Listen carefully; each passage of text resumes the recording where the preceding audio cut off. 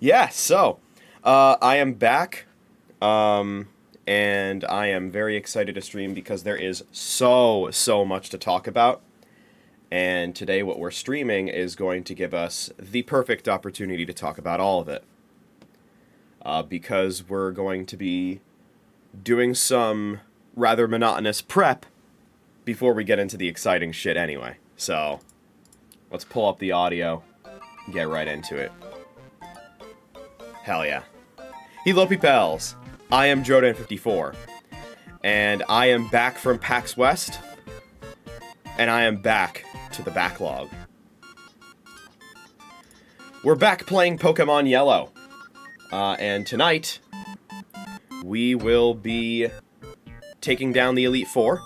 I still have some preparations I need to make, but we'll be making those, and then we will be heading into the Pokémon League. So, let's set up the smack row and hop right in.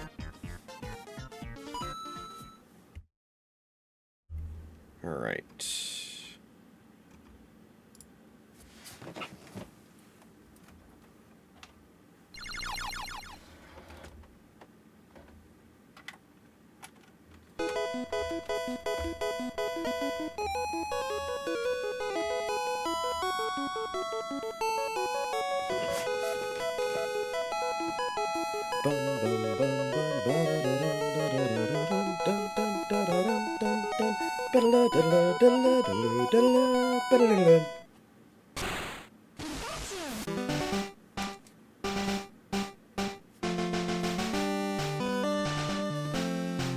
Okay. Yes, so, I am back from PAX. It was a pretty damn fun time. It's my first time ever being on the West Coast. And it was pretty interesting. I have some friends who live in Seattle. And, so I was hanging out with them at PAX, as well as some of the rest of us who are from the East Coast heading over there as well. It was my first time on a plane since 2017. So that's certainly interesting. Alright, so the plan here is 2/3 of our team is fully Elite Four ready. But Zocket needs to grow 2 levels and Snapter needs to grow 4 levels. So that's what we'll be doing, and then we will be heading into the league. Now, sadly, the Victory Road is just not going to work out as a grinding spot for Zocket and Snapter. It's just the Pokemon there are just not matchups there that are good for. It means it's a bad grind zone, basically. It's not going to work. That's not our grind district. I'm sorry, Waterflame. But so that means we have to go back to the Pokemon Mansion for all that. Not what I wanted, but it is what I need. So we'll be doing that. And boy, oh boy, do we have a lot to talk about while we're doing this mindless grinding. So, yes, I was at PAX West, and as you may be able to hear from my voice, and you may have gathered from the fact that I did not stream last weekend like I planned to, I got sick after PAX West. And it wasn't just any standard issue con plague, it was COVID. I tested positive. So, yeah, fuck me, I guess. I don't even remember where to go. Do I just take the... I thought I wasn't supposed to take this stairway to get to where I want to go. Maybe I do. Okay, yeah, I was thinking of this one, never mind. It's been a while. So yeah. So, COVID knocked me on my ass for a while, and I just had 0 remaining energy to stream this past weekend, and I can assure you, the plans that I had, which are also the plans that I have this weekend, plus more, they would not have gone over well if I was running low on energy. So... yeah, definitely wanted to wait until I was recharged, and now I do feel recharged. I'm a little congested on the voice side of things still, but that's largely about it. And, yeah, so many of you may recall, and I've been hyping this up for a while, is that I was intending to play the Kirby and the Forgotten Land DLC this past weekend. And wasn't able to do that because I was so sick. Well, we're gonna make up for that this weekend. I will be streaming the Star-Crossed World DLC this weekend. I'll be doing it tomorrow night. I'll also be doing it Sunday night, because this weekend I actually do have an opportunity to stream on the Sunday night rather than having to do it on the Monday night. So, very good. So, PAX West. It's quite the time. For a while, I wasn't sure if I was going to be able to go. There were just a lot of things that left that trip a massive uncertainty for a while. And so, it was a while before I actually ended up even purchasing my badge.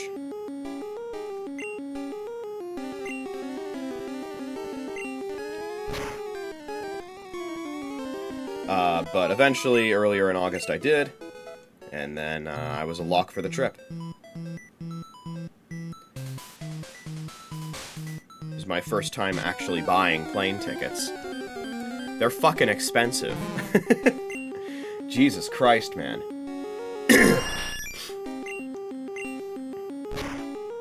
I gotta get one of my friends to hook me up with one of those credit cards that, like, kind of sort of pays for itself if you do one long trip per year, essentially. One long round trip per year. Because if I turn PAX West into an annual thing, that's exactly what I'll be doing. But, at the very least, we didn't have to do any connecting flight, you know, layover BS or anything like that. We were able to get a direct flight from Boston to Seattle, and that was able to work out for us, and Seattle back to Boston on the way back. So, yeah, we were preparing, and then I remember I was told, "Are you fucking serious?" Wait, it used minimize, right? I think it used minimize. Okay, I don't think that was a Gen 1 miss. I think it used minimize. I was about to say. There's no fucking way we're this early in the stream and already got a Gen 1 miss. I'm pretty sure it used minimize. I'm gonna confirm that. I'm about to lose my mind, man.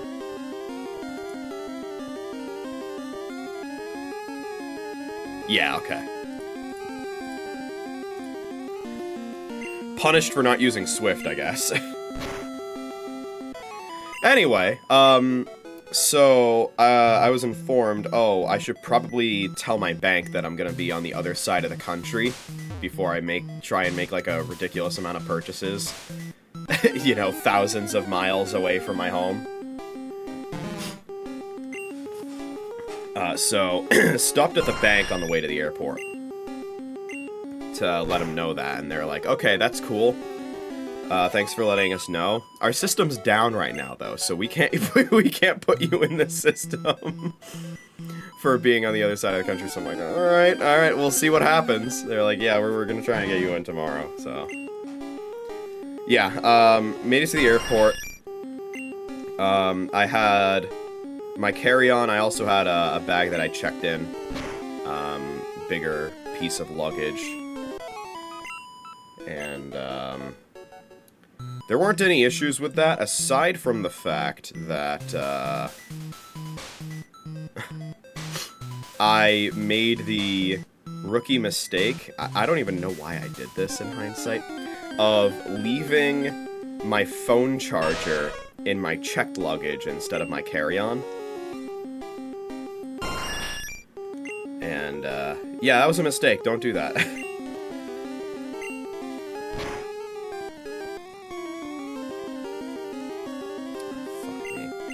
Please kill. Okay, cool. So yeah, that was not very good. So you know, I needed charge on my phone, so I went ahead. I ended up buying a phone charger at the airport, and I knew it was, you know, they were gonna jack up the prices, because anybody who's buying a phone charger at an airport is probably desperate. And I was. It was $30 fucking for a phone charger. And guess what? It wasn't even good. It was like the worst phone charger I've ever used. I plugged it in and my phone is like, yeah, 14 and a half hours until it's fully charged. And I think that time was going up. I'm like, what does it do? Is it charging the wall? Is the charge going the wrong way? What the fuck is happening? I'm not doing anything power intensive on my phone. Why is it going up? So yeah, I got like omega scammed out of 30 bucks there. I'm keeping that charger as a souvenir. Jesus Christ.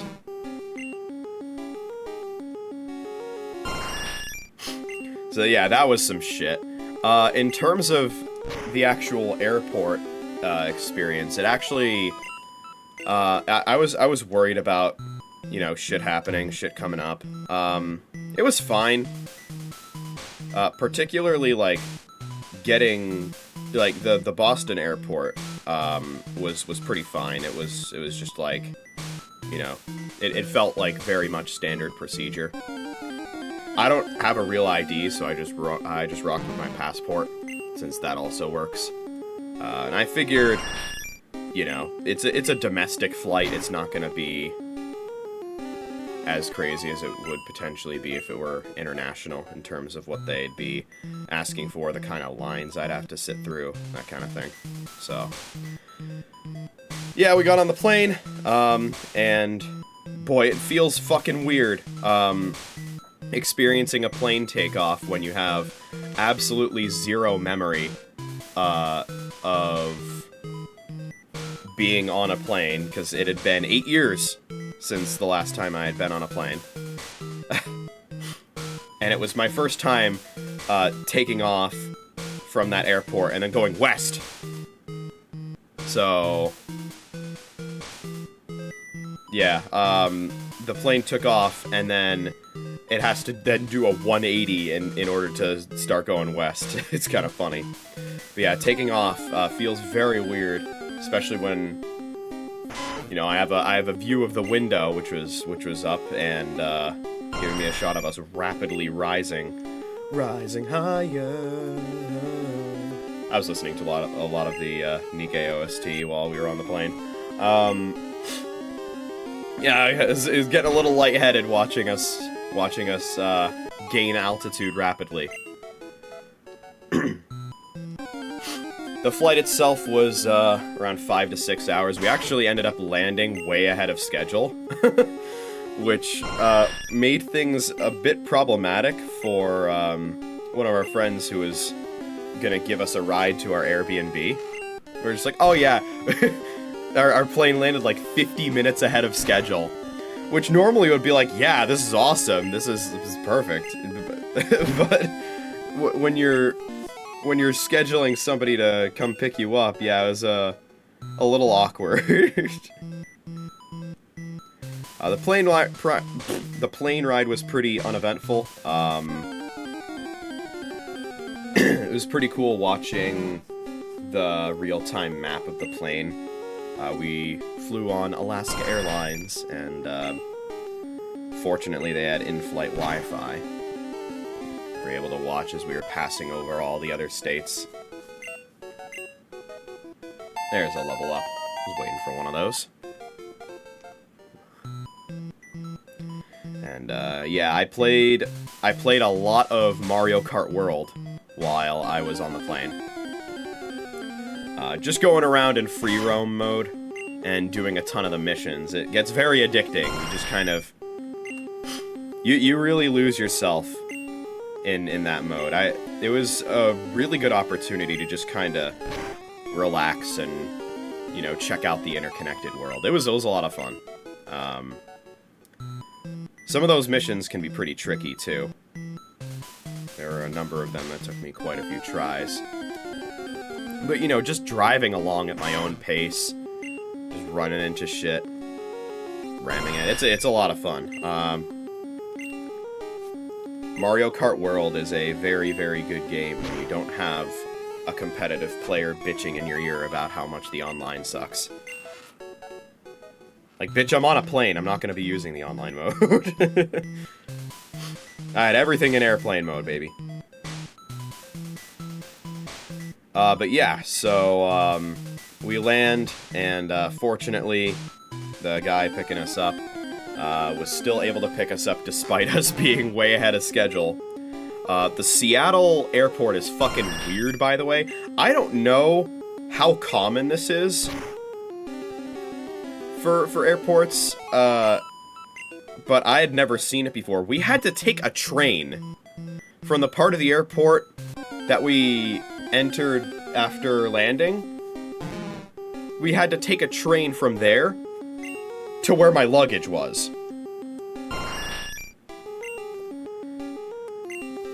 I had never seen anything like that before.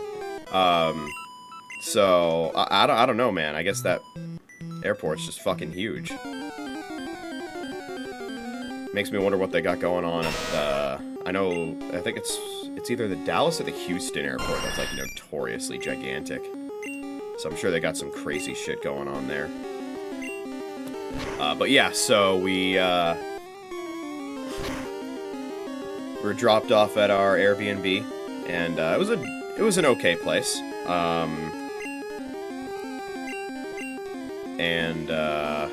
Oh boy, I'm gonna miss this. Fuck me, man. I knew it. Ow.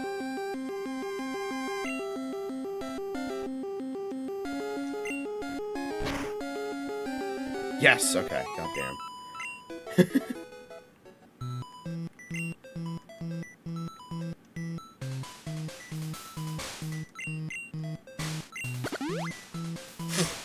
So yeah, we got to our Airbnb.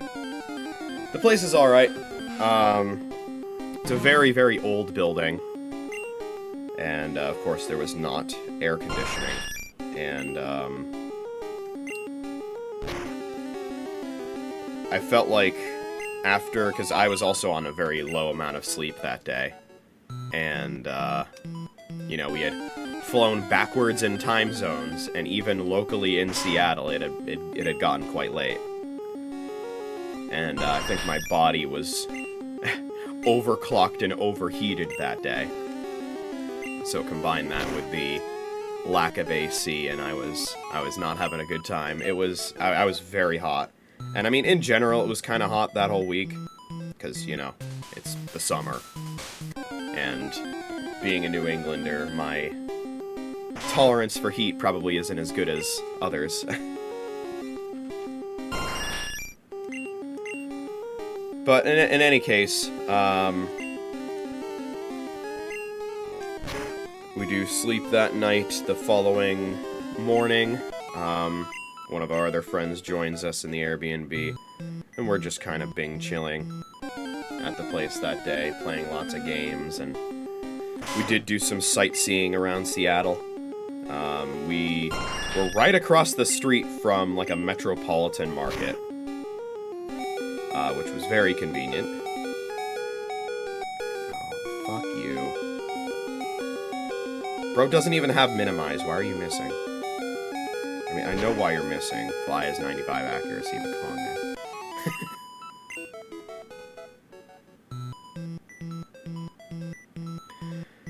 Yeah, so that was all happening, and then, the convention begins that Friday.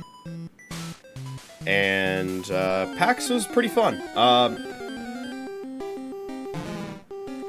So, of course, it's PAX West. It's essentially, you know, oh, fuck, I'm out of Swift PP. Shit. That's not good. Well, it's sort of their feature presentation. PAX West used to be called PAX Prime. It's essentially their home base.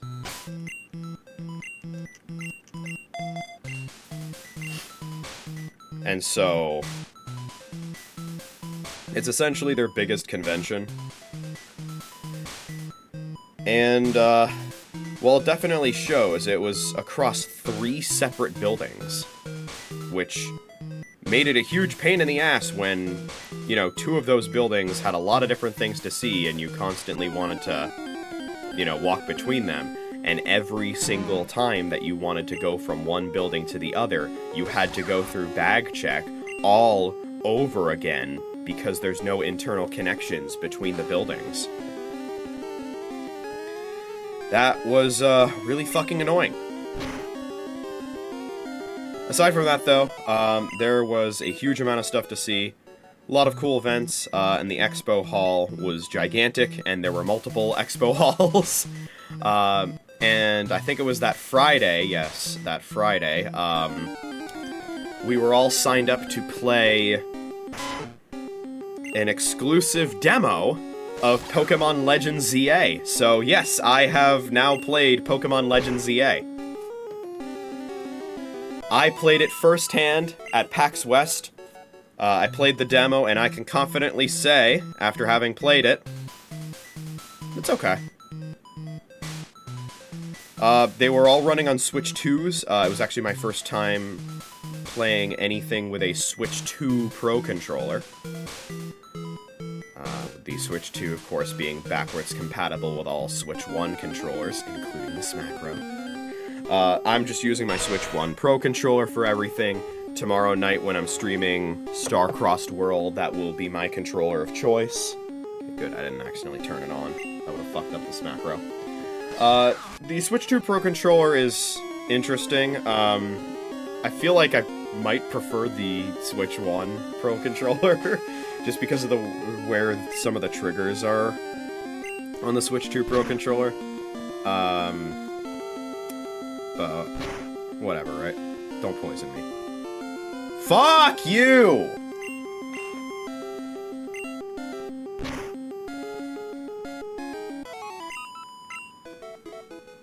God, I hate this game. But yeah, the Legends ZA demo was alright. There's this whole sneak-up system with the trainers, and it doesn't really work that well. It's not very consistent. It just kind of feels random. And I mean, the demo itself just was really, really, really restrictive. It definitely gives off the vibe of, like, if this wasn't a demo where I am, you know, explicitly instructed to go in an extremely specific path along the city under a strict time limit of the demo, I'd probably be having a lot more fun.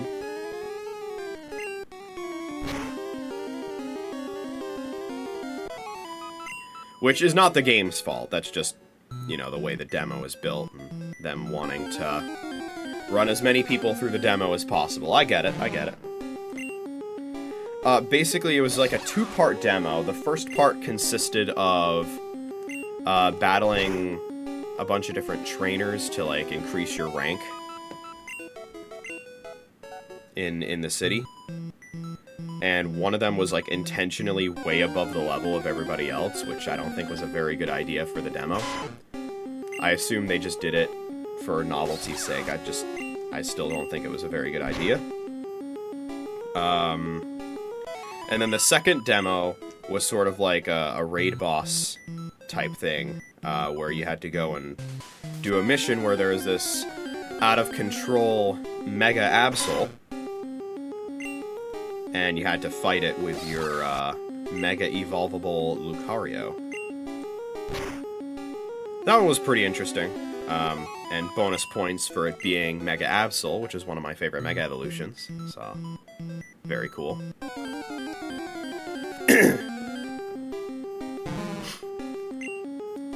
But what really stuck out to me is I really quite like the whole battle system where, you know, you have one move mapped to each face button.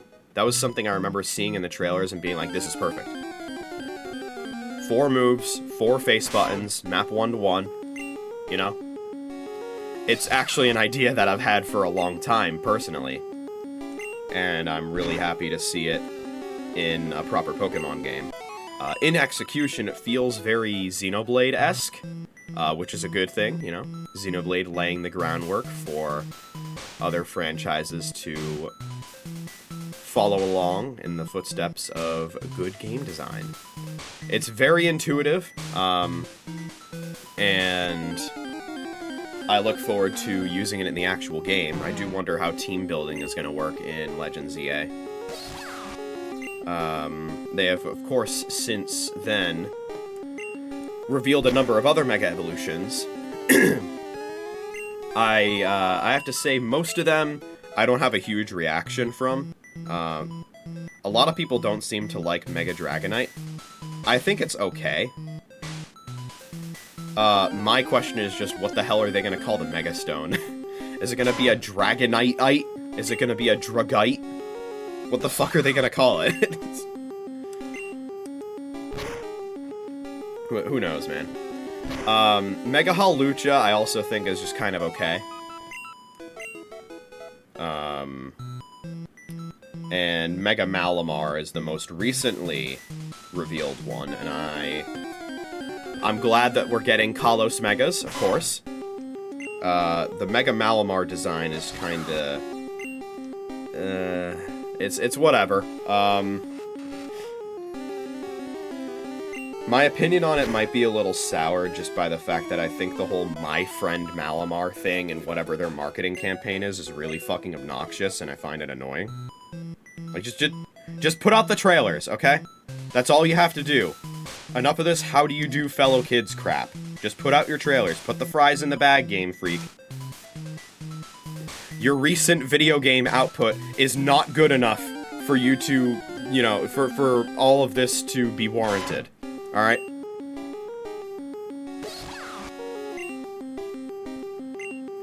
Make another good game, and then I'll be on board with this marketing. I hope this game is good. I have my doubts it will be, because it's Game Freak. Again, if you told me, like, 8 years ago that that was my opinion of Game Freak in 2025, I'd be very upset. But it is! So, yeah, there is one Mega I did leave out of my mentions, just now, and that is, the one that I think has stolen the show so far, at least for me, and that is Mega Victory Bell. I think... I don't remember when it was revealed. It might have been before my most recent Pokemon Yellow stream. I can't remember if I was talking about how my man Doombloom over here has his own Mega now. But yeah, I absolutely love Mega Victory Bell's design. I think that shit is peak. I love how silly it is. I love the way it fucking bounces around. It's beautiful. It's wonderful. I also do wonder, though, because Legends EA apparently does not have abilities. Which to me is actually kind of a huge flaw already. It's just like, why? And especially coming from someone like me, where, you know, abilities are one of my favorite mechanics in the game. I do not understand why there are no abilities, and it does make me wonder if there are going to be coded abilities for the new Megas that simply just aren't going to be in Legends EA, but would be in something like, say, Pokémon Champions. Because otherwise, there's gonna be very few Megas from Legends EA that are gonna be viable compared to the ones that already exist. Mega Kangaskhan comes to mind. Thank you for the raid, Zopi! I'm back from PAX West and having COVID, and I am back on the Pokemon Yellow grind. Once these two team members, Zocket and Snapter, are up to level 60, we're going to be fighting the Elite Four. So stay tuned for that. In the meantime, you get to hear me talk about my time at PAX West. So yes, we got to play the Legends EA demo. That's what I was just talking about, Zopi, is I got to play a demo of Pokemon Legends EA at PAX West. And I thought it was okay. There were some issues I had with it, in particular with the whole sneak-up system. I feel like that could use some work, but the battle system in general, with the real-time combat, with the cooldowns of all the different moves that you have, and the way that that works on the whole real-time system, I think actually works very well. I think the game has potential.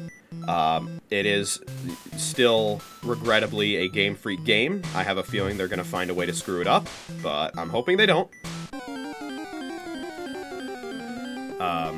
I don't think I'm going to be getting the game on release, just because I don't really trust Game Freak at this point. But, I will be closely watching those that do, and I will be making my own decisions based on what I see in terms of whether I think the game is good or not. Good to hear you got your Zubat. That's very nice. While we were at the Airbnb in between the days, I did also get some more Mario Kart World in. It was fun. We also tested some other multiplayer on some other things. I also played Super Mario Party Jamboree in a full game for the first time. Before I had really just played snippets of it, but this is the first time playing through a full game on a board with all my friends, and it's fun, man. We only had time that night for a 10-turn game, which definitely left a lot to be desired, but in a good way. Also, that was, like, the most fraudulent win I have ever had in any Mario Party game. I was behind almost the whole game. I spent, like, half of a turn in the lead before my stars were stolen. And I went back down to, like, second or third again. The entire game, I was rolling, like, 2s and 3s and 1s from the dice block. But then at the end of the game, I get like 2 bonus stars and end up winning. It was the most undeserved win I have ever received in Mario Party. I felt so bad. Oh my god, man.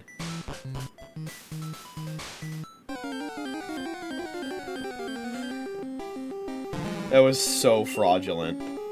But yeah, so that was largely what happened that first day. The second day, we kind of got, well, I should say I kind of got caught up in some stuff that happened at the Airbnb that I had to take care of, and it ended up showing up later than everybody else at the convention. But I did show up just in time to watch my man Zach win a Sonic Mania tournament. He showed up in Eggman cosplay, by the way, and he pulled it off quite well. I believe he also did that cosplay when we were at PAX East. He looks pretty great, he pulls it off pretty well. And one of our other friends was actually dressed up as Agent Stone, and was accompanying him. In one of the days, he actually had a latte, and they did the whole, because we actually also ended up visiting the Starbucks Reserve in Seattle. And we did the whole bit where he was like, "Of course I want a latte! I love the way you make them!"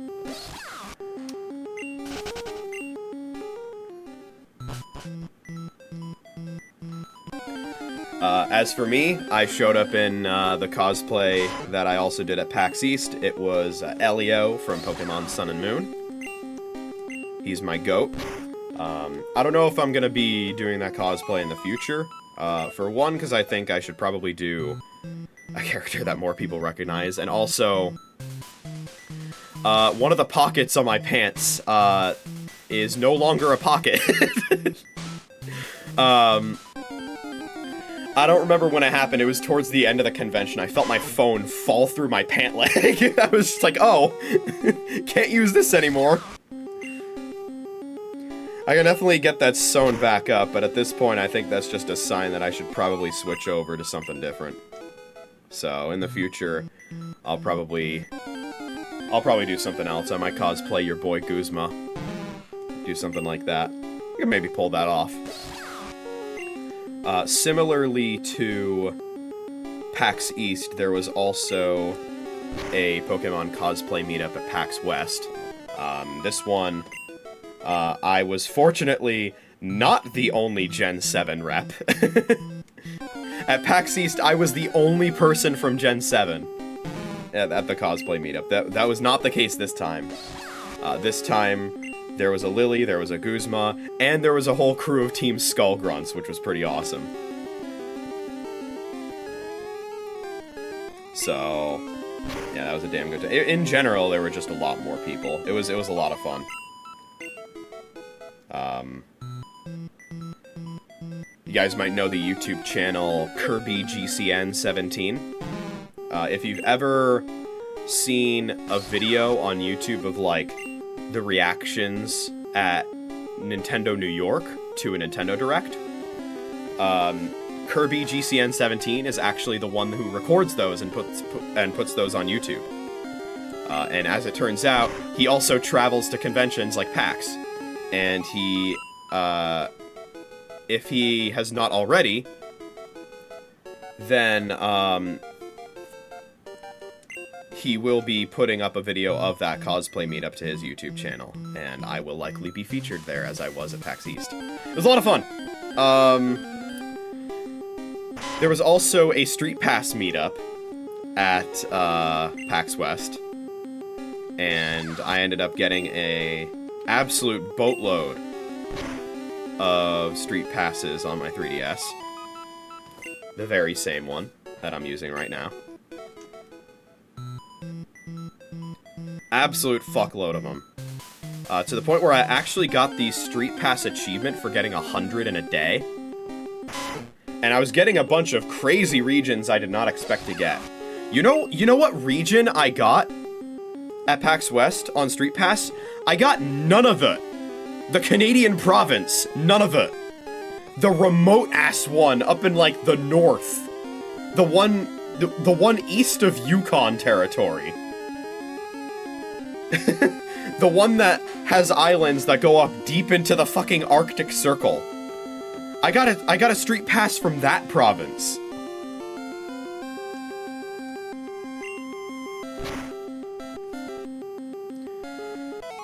Truly a convention that was bringing lots and lots of people together. But yeah, anyway, so I kind of glossed over it, but yeah, my man Zach, he won a Sonic Mania tournament. And, he did so in style. I believe he also won the Gran Turismo Sport tournament that was happening on the final day. He also took part in the Sonic Adventure 2 tournament that was happening there. He did not win that one, but he did still have a damn good time playing in it. We had a damn good time watching. I didn't enter any tournaments. But the possibility of me doing so in the future is definitely there. They were also running demos for Hollow Knight Silksong at PAX West. I didn't do any of those.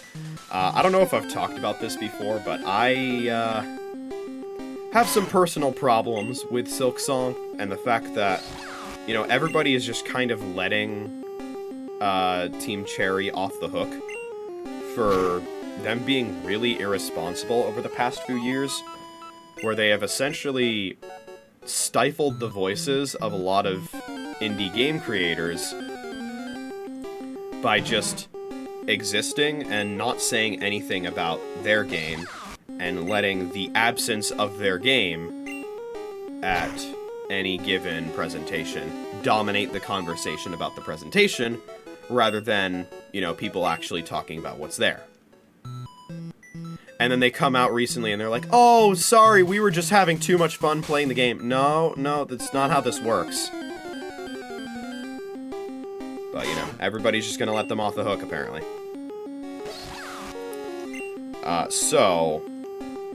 But at least now, you know, now the game's out. You're gonna have to make a different joke at the end of this upcoming Nintendo Direct that's happening this morning.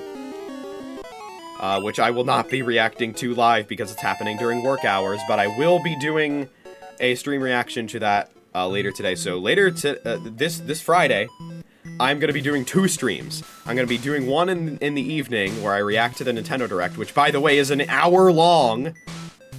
I don't know if they've ever had a Direct this long. I don't think they have. And then I'm going to be doing one later that night where I play the Kirby and the Forgotten Land DLC.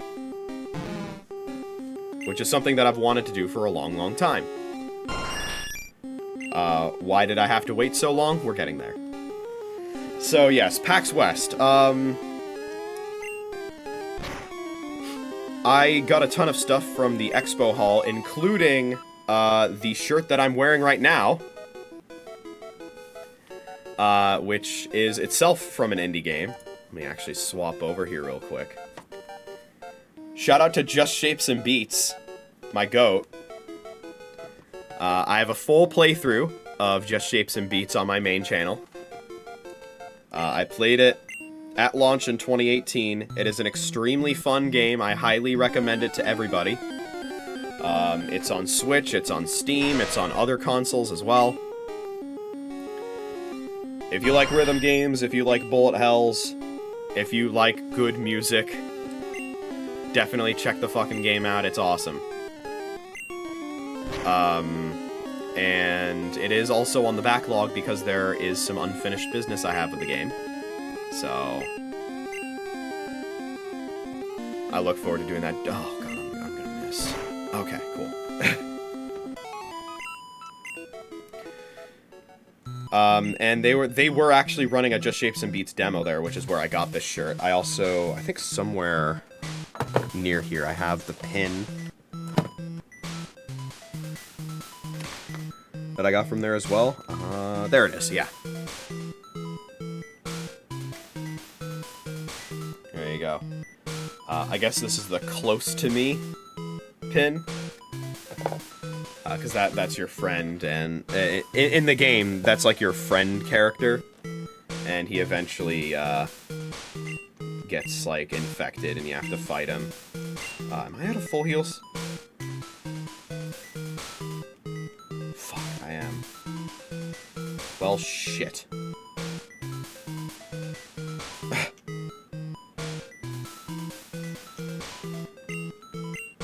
I'm just gonna fly back. I'll buy some more. Alright.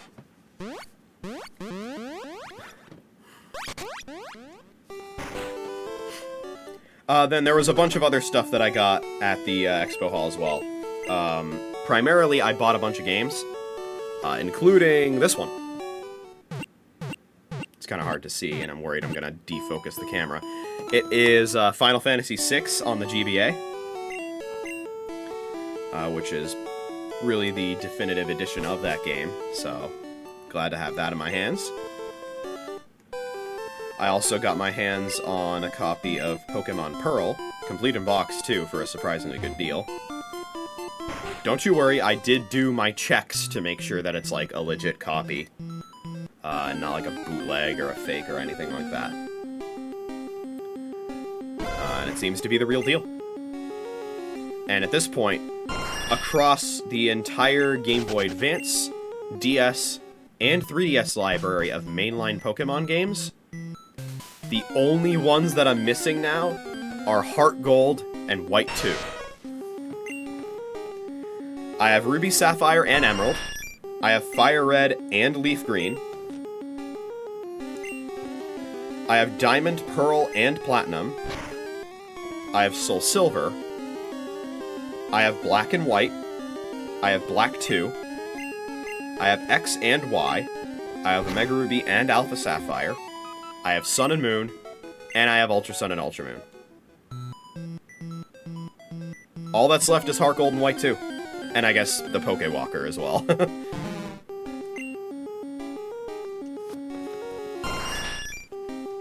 And there were a few other games I got as well. There was Luigi's Mansion Dark Moon. There was The World Ends With You. I got one of my friends to get Xenoblade X Definitive Edition for me. You might have seen that on my Switch home menu when I was setting up the Smack Row. And I finally got my hands on a Wii U Pro controller. Wanted to get one of those for a long time, and I finally got one. The Wii U Pro Controller Pro! That didn't kill. Fuck you. Double edge. Kill him. I forgot to buy full heals. Oops. It's fine, I guess. Yeah, at the expo hall, there's a ton to see. Each day, we ended up leaving the convention, and I was thinking to myself, oh my god, there's still so much I want to do. We did spend a fair bit of time at Classic Console Free Play, and in case you guys wanted to feel old, they have Wii U's in the Classic Console Free Play section now. The Wii U is now being considered a classic console. And I thought I was, you know, throwing around the term retro console more than most. Here they are, grouping the Wii U in with shit like the NES. Like it's some relic of the ancient past. And not, you know, a console that's barely a decade old. That's some shit, huh? My general rule with what is considered to be a retro game console or a retro game is it at least 15 years old? The Wii U is not yet 15 years old. To my recollection, neither is the 3DS. I don't think the 3DS is 15 years old yet either, but it is close. Could be wrong on that. The timeline for the 3DS launch is really weird, because a lot of the early 3DS life was in this bizarre era where, like, it was expensive and had almost no games. Everybody likes to criticize, you know, the Switch 2 launch lineup for being barren, and, like, yeah, it wasn't amazing, but, like,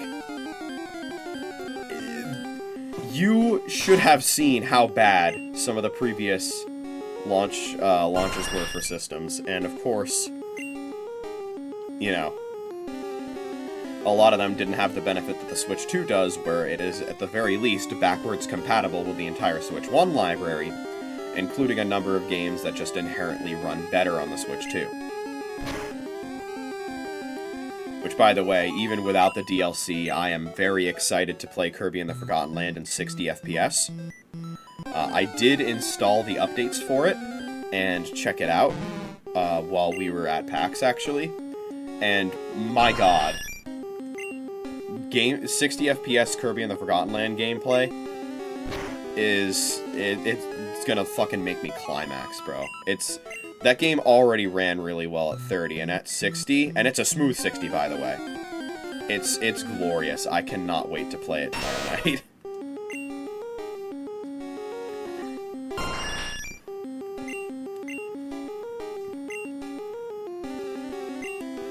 So, yeah, a lot of the excitement was at the expo hall, the tournaments, the console free play. There were a whole bunch of events that were happening. And we did also go to a pretty funny trivia panel. We also went to a Mario vs. Sonic panel with Zack still in the Eggman costume. That one was fun.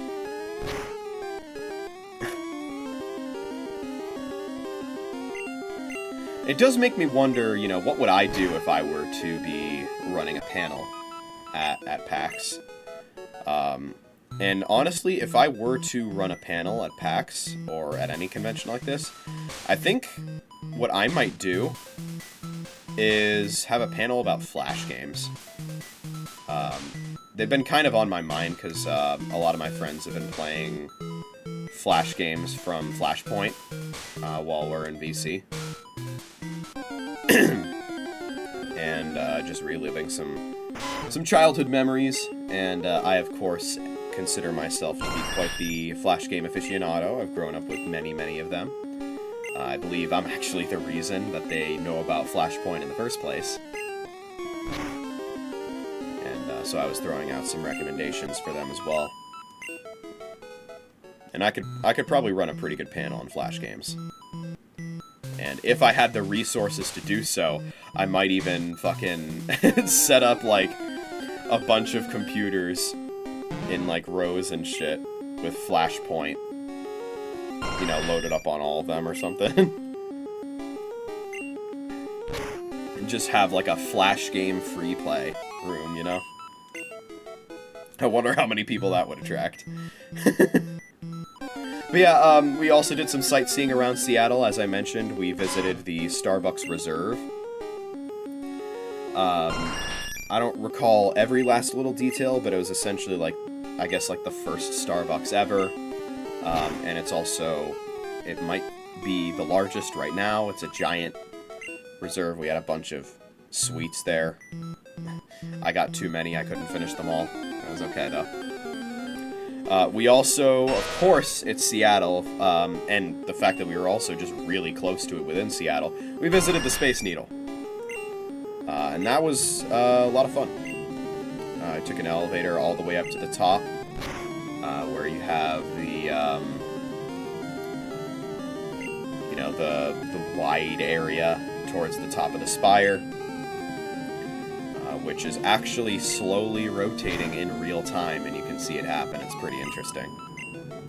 I've built a Space Needle model out of Kinects before, and it always, it intrigued me because that model, you put a motor in the spire's axle, which makes the top area, which we were standing in, it makes it spin. Now, the real one, it probably takes, I don't know, like 40-ish minutes at the very least to complete an entire revolution. It's pretty slow. It's to the point where, like, you have to kind of be paying attention in order to notice that it's moving in the first place, or at least to see it in real time. In that model, I think it rotated at around 100 RPM. If that was the rotation in real life, it would be a little concerning. That shit would turn into, like, a fucking theme park ride.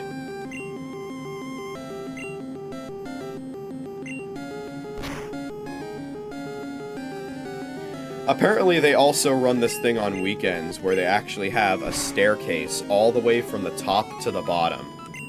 And you get something, I don't remember what it was, but you get something for climbing down all of the stairs.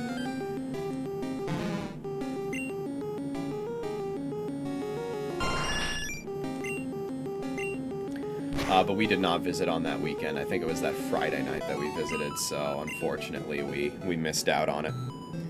PAX West was, of course, on Labor Day weekend, and it ran through into that Monday evening. And eventually all the festivities did have to come to an end, because that convention is not forever. That following day was the day that we were taking our plane ride back home. And the first sign that things were not going to go as planned was when I was waking up and getting ready and noticed that Zach, the guy I was sharing a room with and would be sharing the plane with, was coughing a lot. A lot.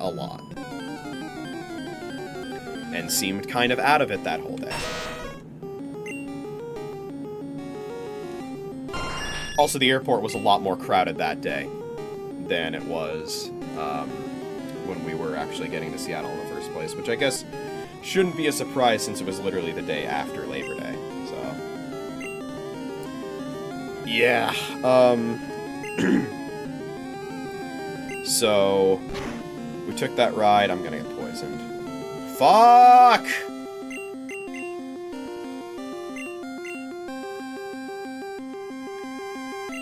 And, oh my... Stop missing! I'm gonna lose my mind.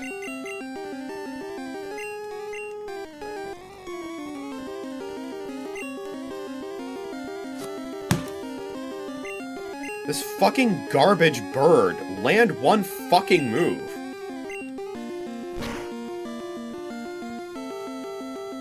Jesus.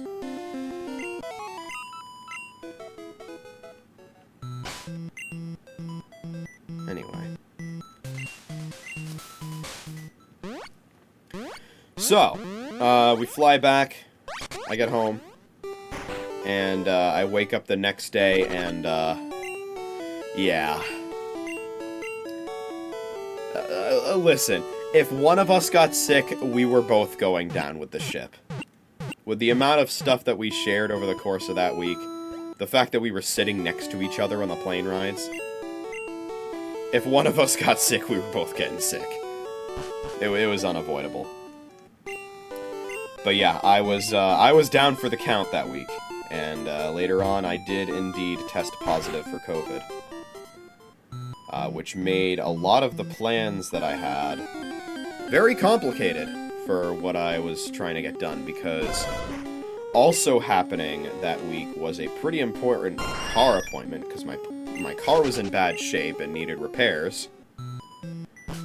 And so I still needed to bring that to the dealership, and it was in such bad shape that I was kind of worried about even driving it there in the first place, but I managed to get there in one piece.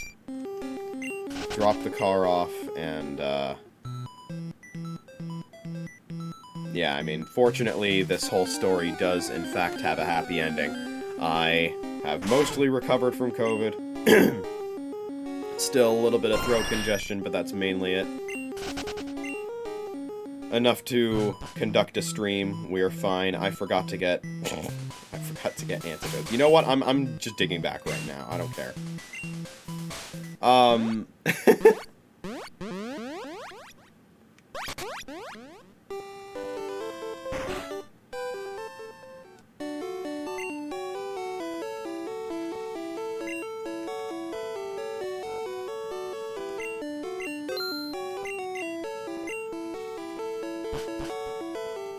So yeah, I got sick, and I was sick for a while.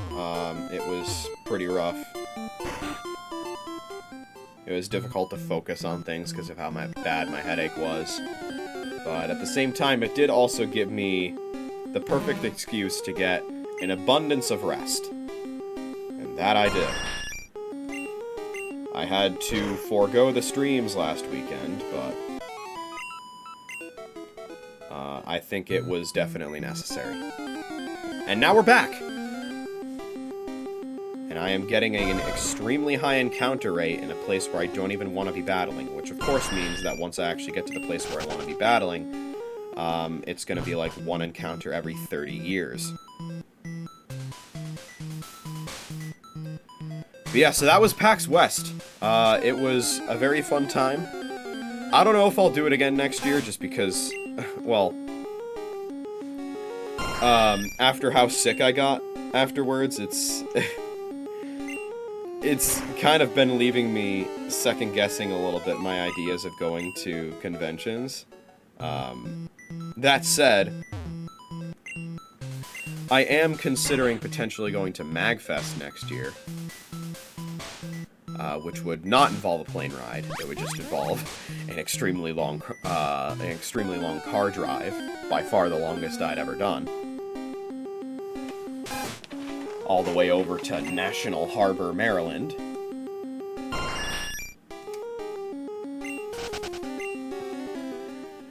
Could potentially make it work, but we'll see, we'll see.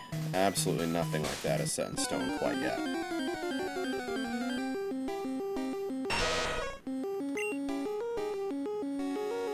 But I do have a friend who lives near the DC area, so I might be able to stay at his place for that convention if I do go for it. Nice crit. Nice fly crit. You'll have to see it. One more level, and then we'll be going to the Elite Four.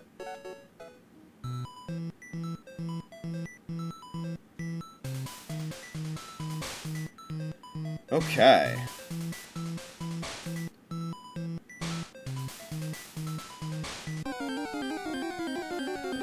So yeah, those are mainly the stories I wanted to tell regarding PAX West. Now we go into the future. And there is a lot that's happening in the future. So, once again, let's talk about later today. There is a Nintendo Direct happening, and it is a major, major, major one. It is 1.5 times the length of the usual Nintendo Direct. And I suspect there's going to be some big shit happening in it. So, once I close the stream for tonight, I'm going to be going dark until I go live again. And hoping to God that I can, you know, employ my usual spoiler avoidance tactics to experience this Nintendo Direct fully blind once the workday ends. Despite it all, I still have a job.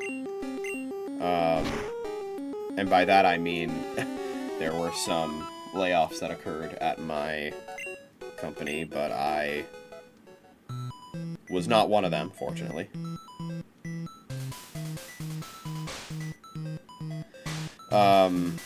So, yeah, we'll be doing that Nintendo Direct stream. And, yeah, the stream itself is going to be over an hour, because consider my intro, my outro, any times I want to pause the Direct. Since, of course, I won't be watching it live, which means I can pause it, I can rewind it, I can do whatever I want with it. It's gonna be pretty wild. And I will be live to react to it, although, of course, like I said, by then, it will have aired. There will have been many hours. I'm sure my friends will be pinging me on Discord about a lot of the announcements that will have happened. But I will be watching it on my own time once the workday ends. So, yeah. Then, later that night, I will be streaming Star-Crossed World. And I have been waiting a long, long time to do this. Star-Crossed World, for those who have not been keeping up, the Kirby and the Forgotten Land DLC. So first of all, to set a little bit of context here, Kirby and the Forgotten Land is game number 1 on the backlog. We're on game number 6 right now. We're on the backlog. We're streaming it right now. Game number 1 of the backlog. The first backlog game I ever streamed was Kirby and the Forgotten Land. My save file at that point was already at 96%. Really, all I had left to do was the Ultimate Cup Z. But, still managed to do a decently sized stream for that, since I was still talking about the game a lot.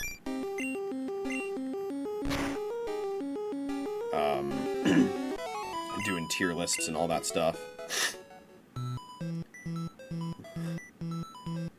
And, yeah, it was a fun time, and I love Kirby and the Forgotten Land. I absolutely love that game. And when they announced the DLC for it with an enhanced Switch 2 edition during the Switch 2 Direct earlier this year, that was honestly the most exciting announcement to me. More exciting than Mario Kart World, more exciting than the info about Metroid Prime 4, more exciting than Donkey Kong Bonanza, more exciting than anything else, really.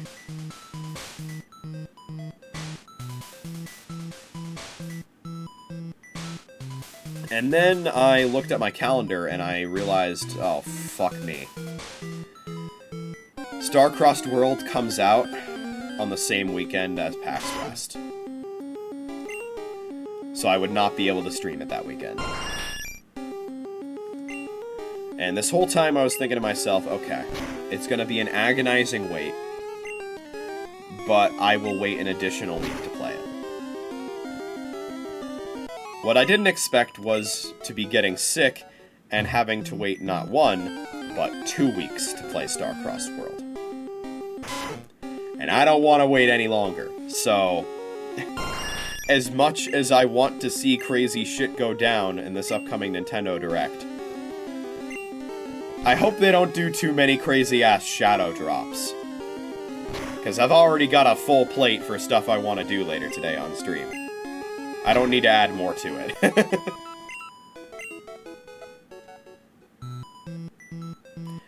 I don't know what to even predict. People are speculating, you know, Smash 6. I highly doubt it. One of the other games that was being demoed at PAX West was actually Kirby Air Riders, which is the game that Sakurai is working on right now. I thought he was... You see, before Forgotten Land came out, I was not in the know on Sakurai's, you know, actual connection to the Kirby series. I didn't know that he actually had not worked on a Kirby game since the original era. So I thought he was just kind of one of the Kirby guys and was working on Forgotten Land as well. Not true. And yeah, he's working on Kirby Air Riders. I don't think Smash 6 is happening. At least not for a while. I think that's wishful thinking. I'll gladly eat my words later today if I'm wrong, but I don't think I will be. But yeah, with the length that this direct is, it's something big is coming. And it does make me wonder what it is, because we already have a Mario Kart on Switch 2. It was a launch title. It's one of only 2 Mario Kart games to ever be a launch title for its system. The other was Super Circuit on Game Boy Advance.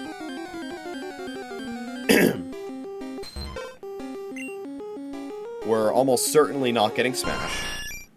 Silk Song's already out.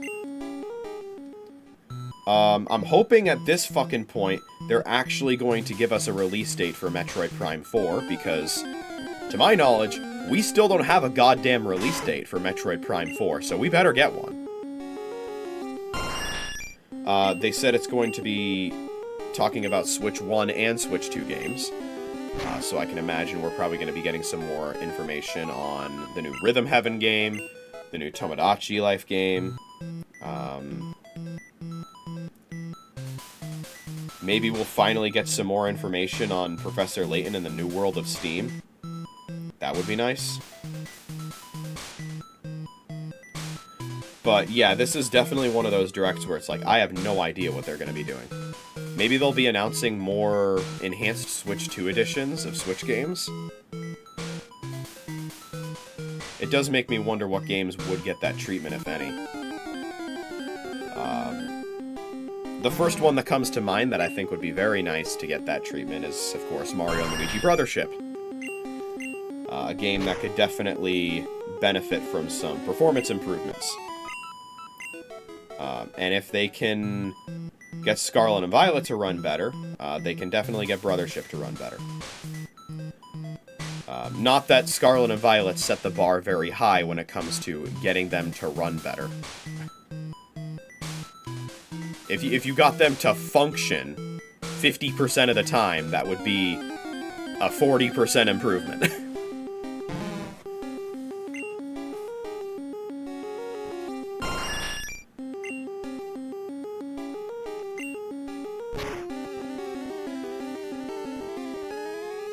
I'll talk about this when I do a full review of Brothership on the main channel, but the performance issues are not super significant in Brothership.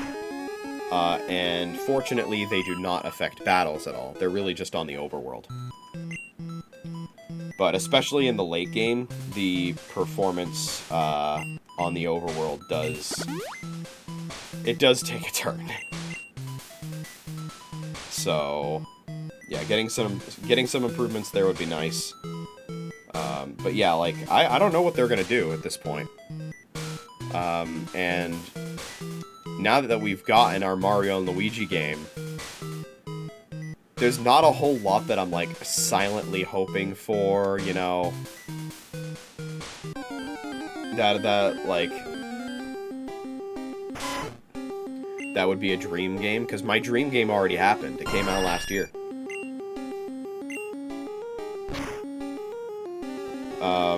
The only thing I can think of is, like, if they have, like, Odyssey 2 or Galaxy 3 that they're going to be showing off.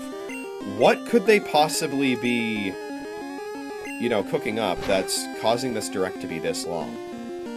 It's also possible that it's not necessarily one singular thing that's more major than any other Nintendo Direct. It's just that this Direct is really long because they have an abundance of individual announcements to have, which, considering that they're supporting 2 different consoles right now, is also pretty likely.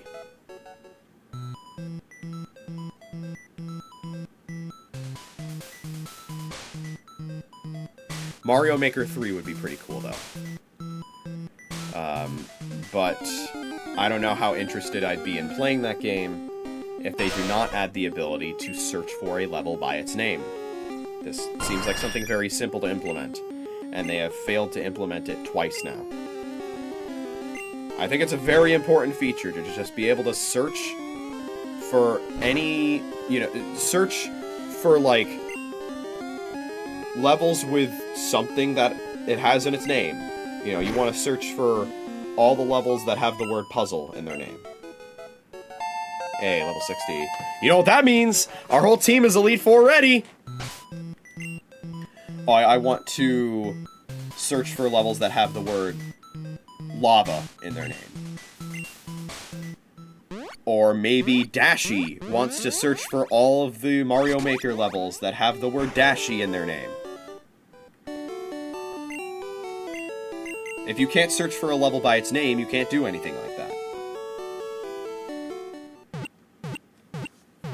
So, yeah, I'm hoping that if they do make a Mario Maker 3, they add the ability to search for a level by its name.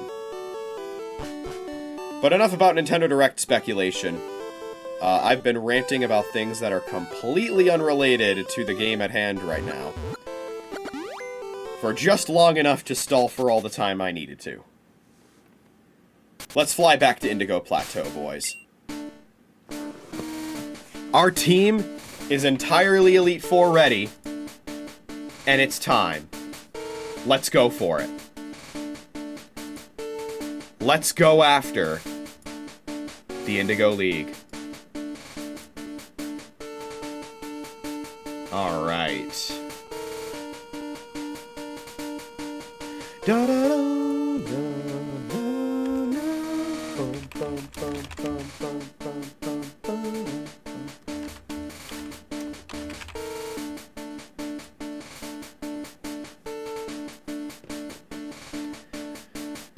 Okay.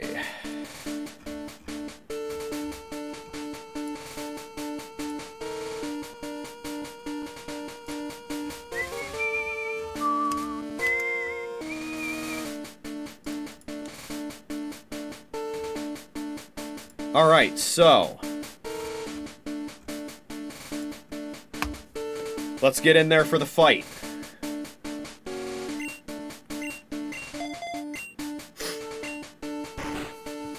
First, let's stock up on the items that we're probably gonna need. Oh, sorry, you're the Cable Club. No, stop. There we are. Alright, how many full restores do I have right now? 2. Let's get another 28.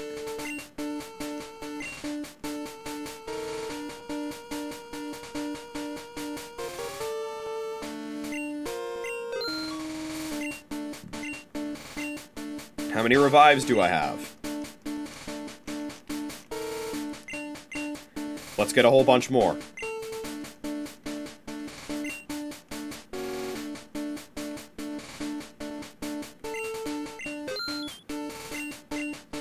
Alright.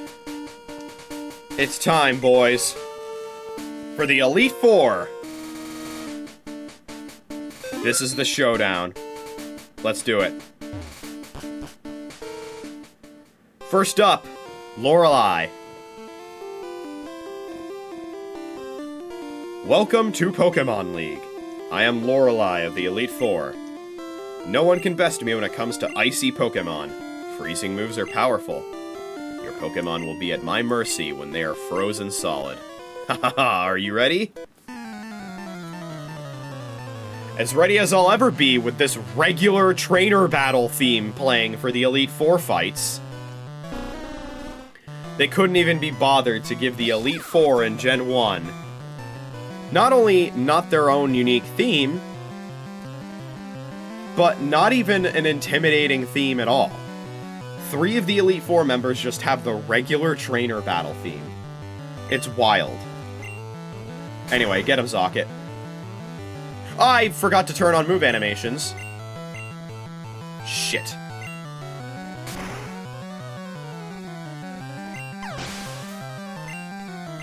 I think everyone saw this one coming. Alright, so that was Dugong. It had Bubble Beam, Aurora Beam, Rest, and Takedown. Cloyster's coming in with Supersonic, Clamp, Ice Beam, and Spike Cannon. Thunder, don't miss. Fuck. Oh boy, that attack is going to continue.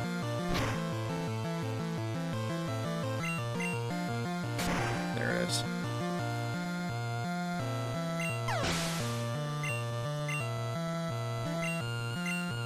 Slowbro coming in, Psychic, Surf, Withdraw, Amnesia.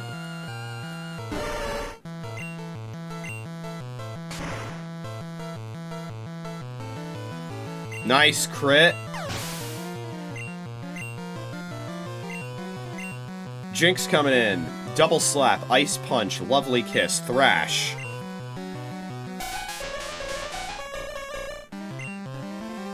The first pure ice, the first Pokemon that she has that isn't a water type. Maybe I actually should have switched. It's okay. Thunder. It won't miss. Oh, but it also won't one-shot. Shit. It's okay. I'll hit again.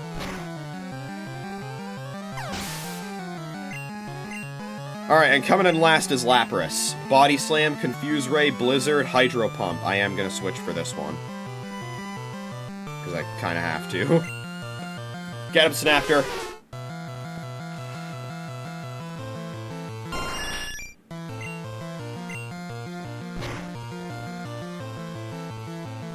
I did way less than I thought I would. Let's go! Kill him, kill him, kill him. Come on, hit the range. No! Oh, damn it. It's okay, it's okay, it's okay. Let's go! Alright. How dare you! You're better than I thought. Go on ahead. You only got a taste of Pokemon League power. Okay. Turn on battle animations. There we go. Now we take out our, where... I have max potions here, right? Yeah, okay. Let's use those.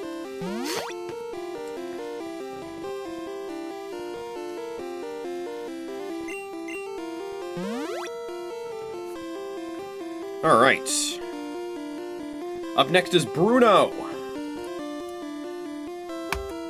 who, despite being the fighting type trainer, 40% of his team is the Rock and Ground type Onix. He has 2 of them.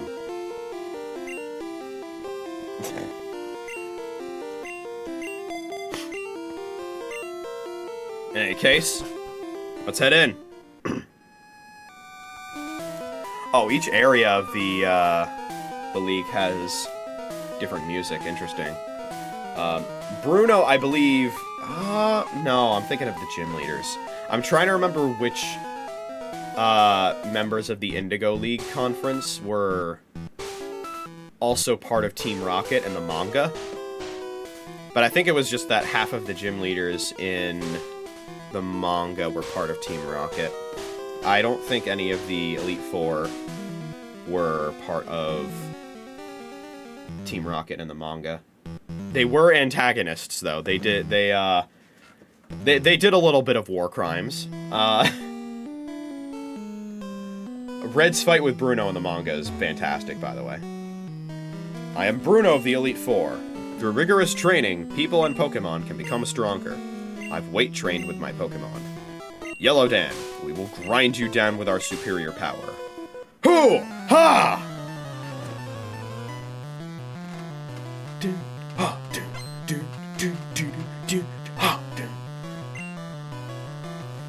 Let me actually get his Kanto Challenge theme from Masters. Let me get that playing right now. It's a pretty good theme.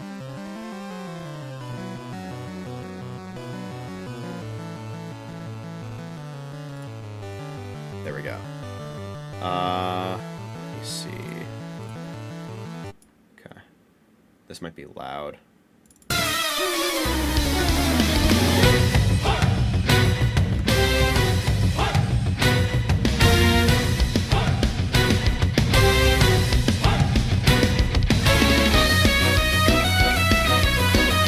He also has a Johto version, because you also fight him in the Johto game.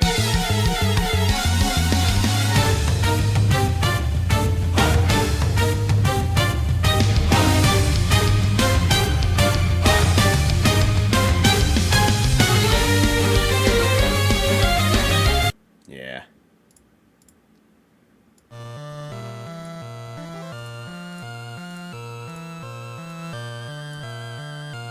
Alright. Oh fuck, I didn't realize he was gonna open with Onyx. Oops. That's fine. Alright, so this one's got Rock Slide, Screech, Slam, and Dig. Well, at least I know he's not gonna go for a ground move. So that means go for it. Arc.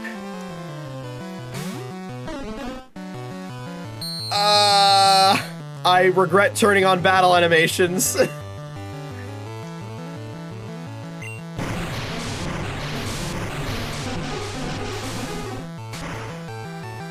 That's fine. No, he sends out the other Onyx now, right? Hitmonchan, okay. Okay, Hitmonchan's got Ice Punch, Thunder Punch, Fire Punch, and Double Team. We are going to switch now back to Snapter.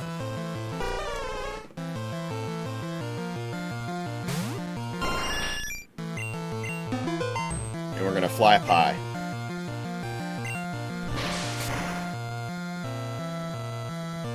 Nice. Hitmonlee coming in.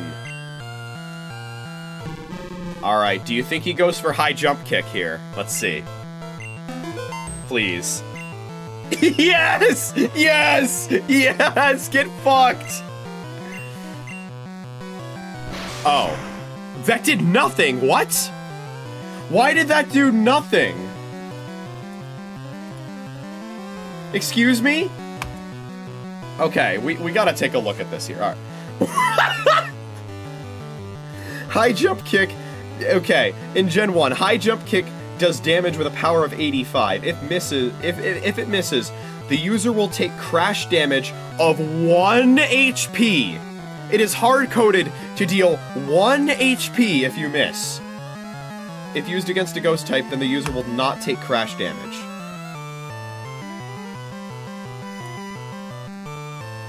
Is that that has to be a glitch, right?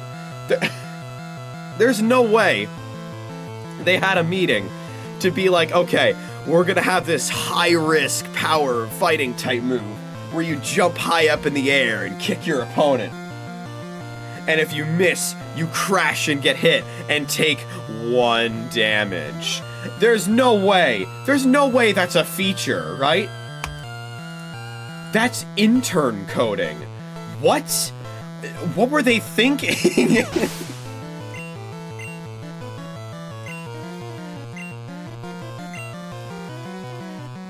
Get him, Doombloom.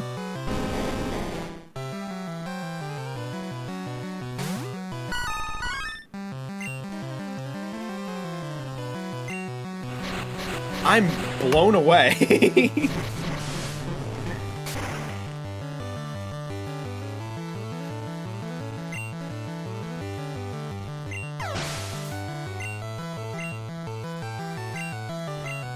Here I thought I was getting like a hard outplay there. And in a way I still kind of was, but wow. That's some shit right there.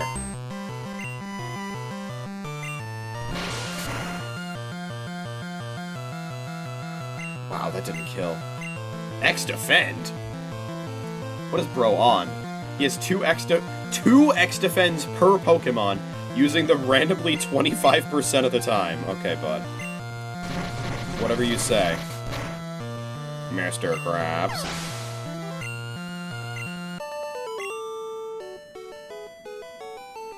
How could I lose? My job is done. Go face your next challenge. What music this time? Lavender, or Pokemon Tower theme. Okay, yeah, that makes sense. Okay, Agatha. Agatha apparently has random switch AI. And she has, super potions that she can use as well. Okay.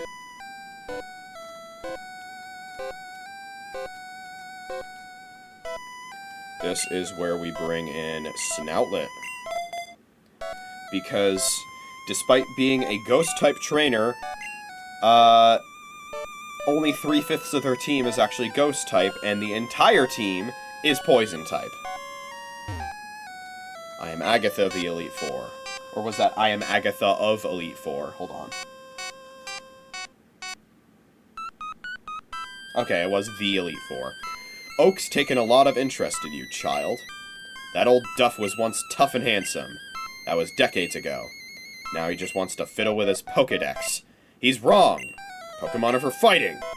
Yellow Dan, I'll show you how a real trainer fights. Yeah, with the real trainer battle theme playing in the background.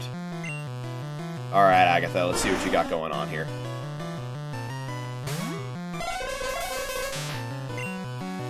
Confuse Ray, Substitute, Lick, and Mega Drain. What is she? Oh, we got Switch AI. Okay. That only happens like 7.8% of the time, by the way.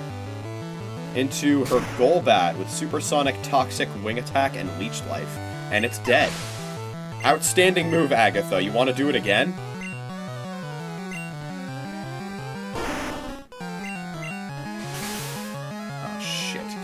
Right, yeah, Gengar is fast. Hit through, come on. Fuck.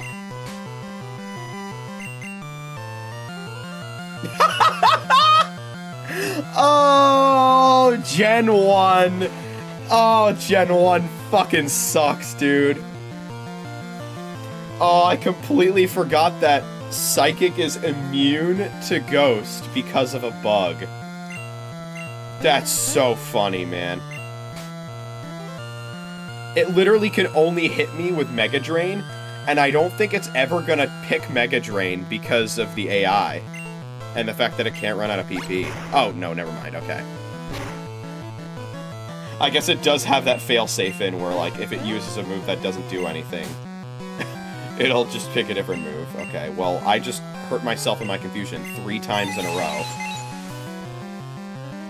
I guess that was a good time for that to happen. Oh, that's so funny. Haunter's coming in. Confuse Ray, Lick, Hypnosis, and Dream Eater.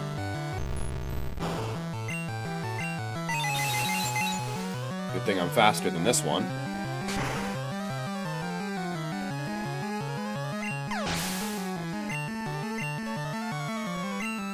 Arbok. Wrap, Glare, Screech, and Acid. Which is a hilariously bad moveset for a level 58 Pokemon. Like, yeah, your strongest move is Acid. What are you, from the UK? Alright, second Gengar coming in. Confuse Ray, Psychic, Hypnosis, and Dream Eater. The most dangerous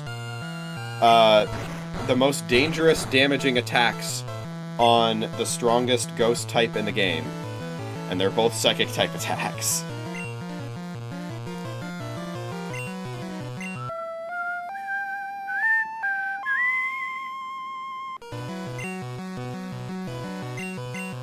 Really? Dream Eater? Interesting. I thought the AI would have been aware of my choice and would have just picked Hypnosis again.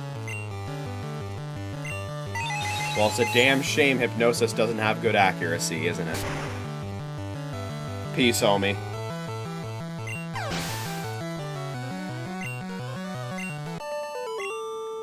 And that is an Agatha sweep. Woohoo, you're something special, child. You win! I see what the old duff sees in you now. I have nothing else to say. Run along now, child. Not before I use a max potion. Alright, Lance is up next.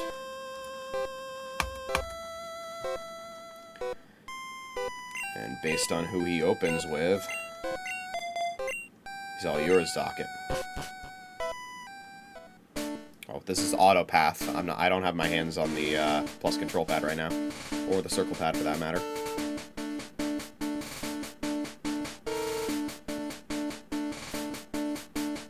Okay.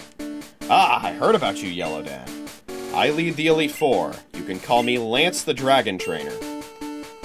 You know that dragons are mythical Pokemon. No, they're not. That's not what mythical Pokemon are. And at this point in the series, the only mythical Pokemon was Psychic-type. And now that I think about it, are there even any Dragon-type mythicals? I don't know if there are. Because you have a Psychic-type, then you have a Grass Psychic-type, then you have a Steel Psychic-type, another Psychic-type, then you have a Dark-type, Normal-type, 2 Water types, a Grass Flying type. I don't know if there are any Dragon-type mythicals.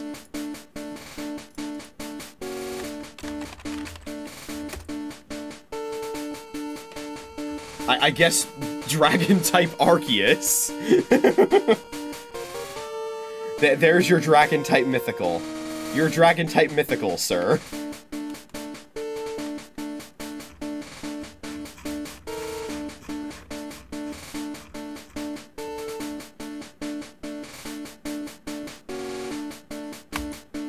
Yeah, there are no Dragon-type mythicals.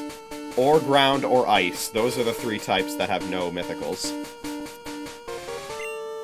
They're hard to catch and raise, but their powers are superior. I love how he's saying this like there's more than one Dragon-type evolutionary line in Gen 1. Like, oh yeah, all those dragons that you're gonna be raising. All of them. All of one evolutionary line. They're virtually indestructible. Well, are you ready to lose? Your league challenge ends with me, JoeDan. Oh, thank God, he finally has the gym leader theme. And as you'd expect, only 3/5 of his team is actually Dragon-type. And we start with one of the stereotypical Pokemon that looks like a dragon, but is actually not. He's Water Flying type, which means he's a superconductor. Get him, Zocket. Dragon Rage, Leer, Hydro Pump, and Hyper Beam. That's what that was rocking. Not even an Earthquake to counter electric types. How silly. How silly of you. Zocket is level 61 now. Dragonair's coming in. Thunder Wave, Slam, Thunderbolt, and Hyper Beam. I do actually remember running Thunder Wave on my Dragonair, Dratini, Dragonair, Dragonite when I used Dragonite in Fire Red, so... Let's see here. I think we can bring in Arc for this. We're running the risk of getting hit by Thunderbolt here, but I think it'll be fine. We have Ice Beam.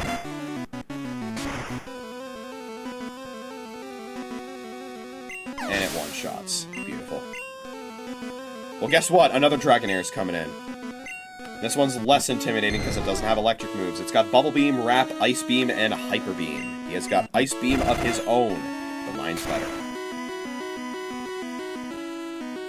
That one didn't kill. Okay. Hyper Beam. Such an iconic sound. Still used on Hyper Beam animations to this day.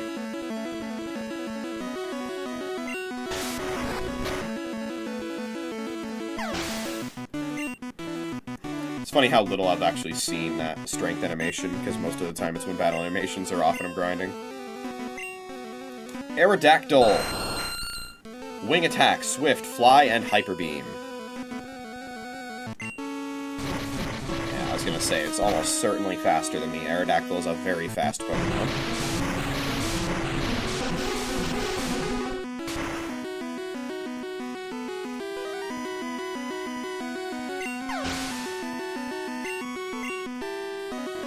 Finally, Dragonite. Level 62. Blizzard, Fire Blast, Thunder, and Hyper Beam. Bringing out all the stops, all the super powerful moves. But I outspeed, and, you're dead.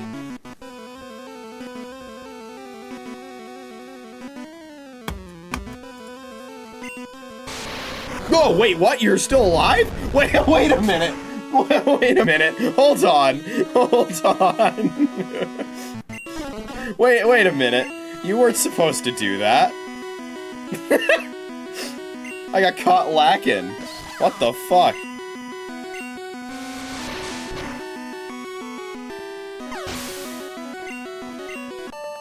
Alright, there we go. Now you're dead. That's it. I hate to admit it, but you are a Pokemon master. I still can't believe my dragons lost to you, JoeDan. You are now the Pokemon League champion. Or you would have been. But you have one more challenge ahead. You have to face another trainer. His name is Zachary. He beat the Elite Four before you. He is the real Pokemon League champion. Alright, so I think I've mentioned this before, I've talked about this before, but like, back when this game first came out, and you know, you have this annoying trainer who's always, you know, one step ahead of you and all this, and he's talking about how he's gonna be the best trainer ever, and the Elite Four hyped up as the strongest trainers, you finally, you know, managed your way through the strongest of the four, and then you hear that the true champion was him. It's pretty hype. It's pretty hype. It's pretty cool. I'll be honest. I'll give the game that. Like back then, this would have been awesome. And the little speech your rival has before you fight him is also pretty great. It's a shame that his music track is not very good at all because, again, no percussion kind of destroys the tension. But alright. Hey! I was looking forward to seeing you, JoeDan. My rival should be strong to keep me sharp. While working on Pokédex, I looked all over for powerful Pokémon. Not only that, I assembled teams that would beat any Pokémon type. And now, I'm the Pokemon League champion. JoeDan, do you know what that means? I'll tell you. I am the most powerful trainer in the world. It's pretty badass, I'll be honest. It's a really good pre-final fight speech. Alright, let's go. 6v6. Zachary wants to fight, and he opens with Sand Slash. I actually don't remember what his Eevee evolved into, but the Sand Slash set is the same regardless. Earthquake, Slash, Poison Sting, and Fury Swipes. We are going to Razor Leaf. Actually, scratch that. I'm gonna set up some growths first. Because there's not much he can do to me.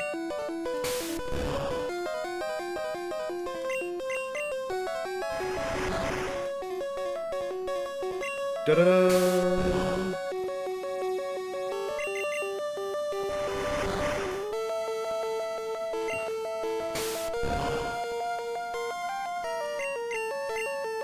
Alright.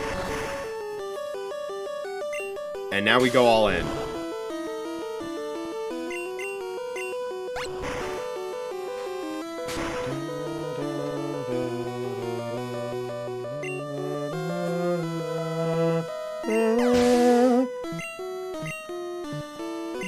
Alakazam comes in now. We're looking at Psybeam, Recover, Psychic, and Kinesis. I'm probably slower than this thing, so... But, if it doesn't crit, my growth saved me. So... Oh, I'm faster! Oh, fuck yeah. Oh, Alakazam's probably bulky, though, because, again, the special stat. So let's see if this kills. Oh, even a crit wasn't enough. Wait! The crit is actually screwing me over.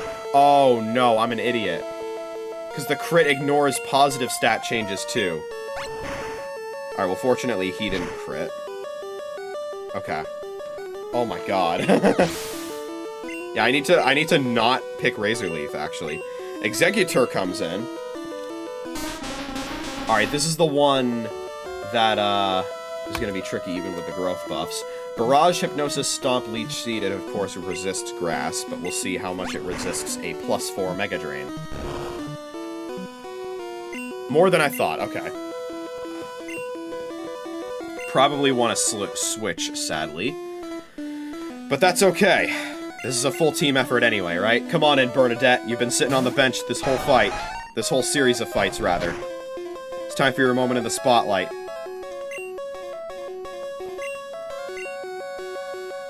Hit him with a good old-fashioned Fire Blast. Wow, that didn't kill. Oh my god.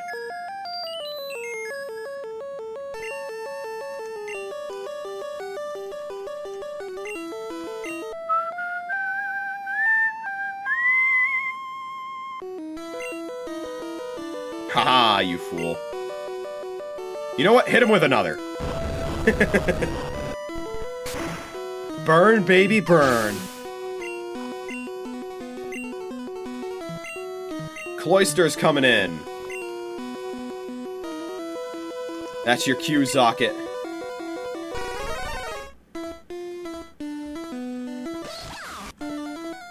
Alright, so this Cloyster's got Ice Beam, Spike Cannon, Aurora Beam, and Clamp. And we have a Thunderbolt. Ba-da-da!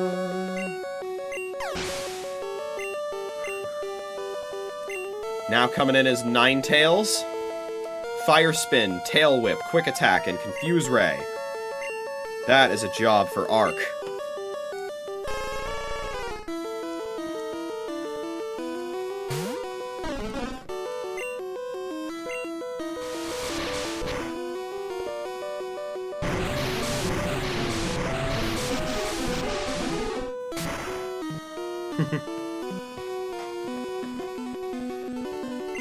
And that did not kill.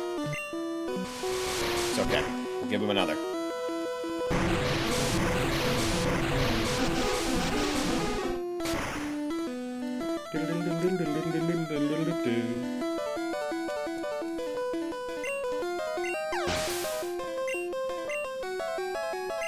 And now we have Jolteon, Thunder, Thunderbolt, Quick Attack, and Pin Missile. I'm gonna stay in and use Dig. I expect to be outsped here. But it's okay. My victory was guaranteed from the start. What a silly move. Thunder? You know only I can hit with that, right? Anyway. Alright, so we styled on him. Let's go back to Doom Bloom to finish things off here. Oh, no! I got read like a book. Or actually, no. I think he just saw that coming because the AI works that way. Can you stop hitting me? Okay. Mega Drain. Oh, you missed, you fool! You idiot! Dude, imagine missing Pin Missile. It had 85 accuracy in Gen 1. What a shit move. Well, there it is. No! That can't be! You beat my best! After all that work to become League Champ. My reign is over already? It's not fair! Oh, don't worry. The post-game will completely ignore the fact that I beat your ass. Because that's how it does in all Pokemon games. Except for Alola, because Alola's my goat. Why? Why did I lose? I never made any mistakes raising my Pokemon. Darn it! You're the new Pokemon League champion. Although I don't like to admit it. Da da da da da da da da. JoeDan. So you won! Congratulations! You're the new Pokemon League champion. You've grown up so much since you first left with Pikachu. JoeDan, you have come of age. Zachary, I'm disappointed. I came when I heard you beat the Elite Four. That's gotten its fair share of memes. But when I got here, you had already lost. Zachary, do you understand why you lost? You have forgotten to treat your Pokemon with trust and love. Without them, you will never become a champ again. Yellow Dan, you understand that your victory was not just your own doing. The bond you share with your Pokémon is marvelous. Yellow Dan, come with me.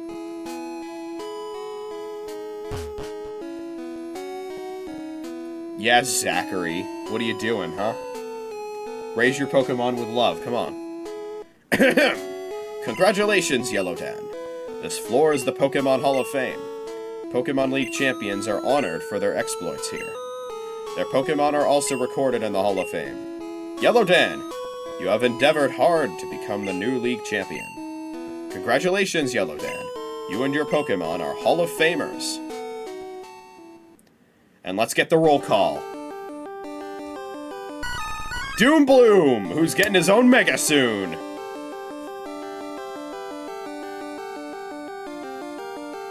Snowlet, the Psychic-type carry of Gen 1.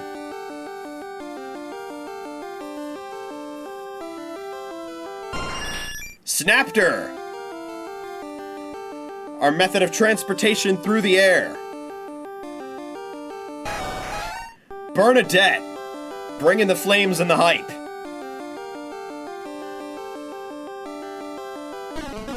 Ark, master of coverage.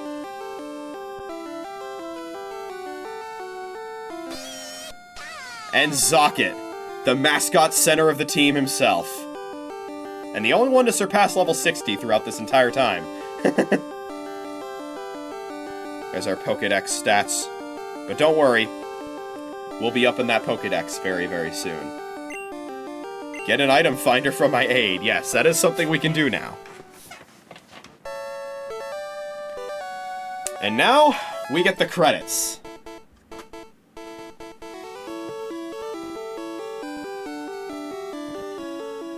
Credits that I've actually never seen before, so. Yeah, there you go. That is Pokemon Yellow, at least the main story, beaten.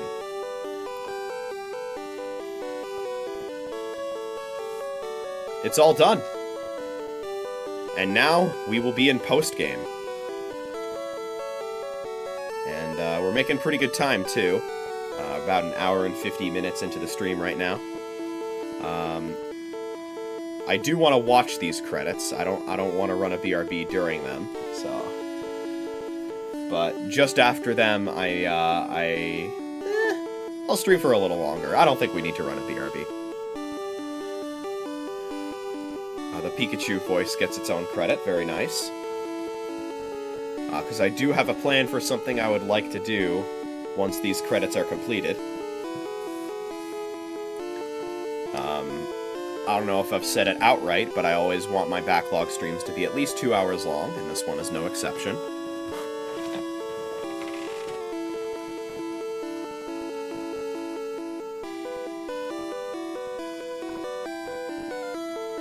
There is one very specific area of the Kanto region that I know of off the top of my head that is locked to post-game, and we can go there now. So that's where I'll be headed. The Gengar. The end.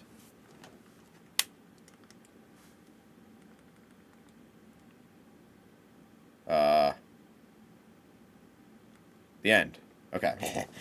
The end. Desmond the Moon Bear. We get booted back to the title screen. And we shall continue.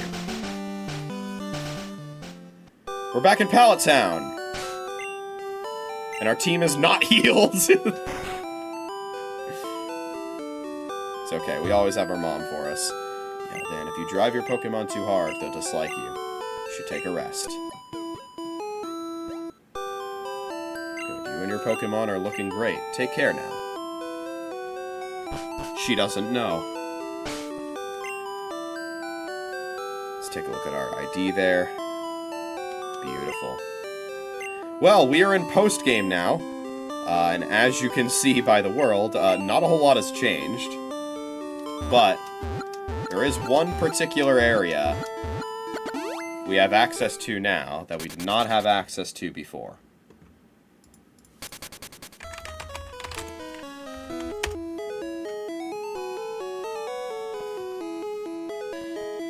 now before we go any farther, I would like to just get a reminder of things. Okay.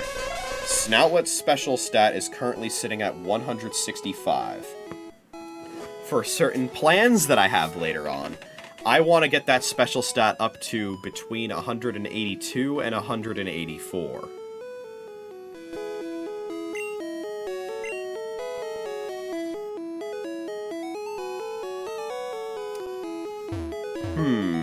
I wonder what that is over there. Let's see if we can find out.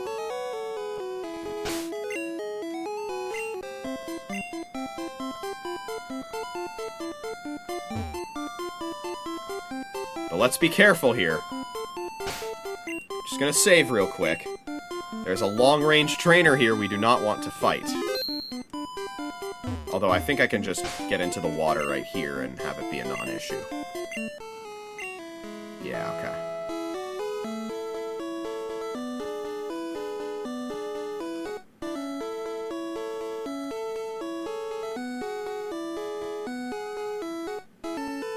Okay.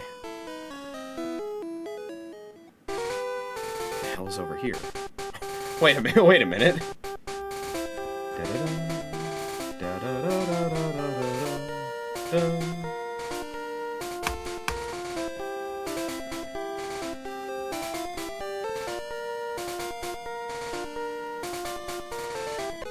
Hello.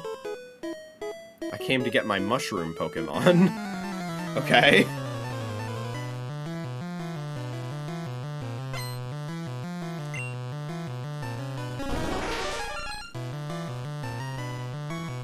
Actually, now that I think about it, I don't know if I want to fight this trainer. I'm gonna reset. Just in case.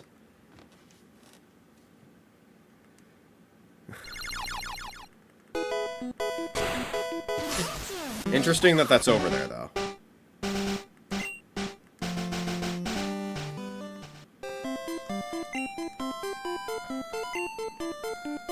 Oh, I didn't mean to save again.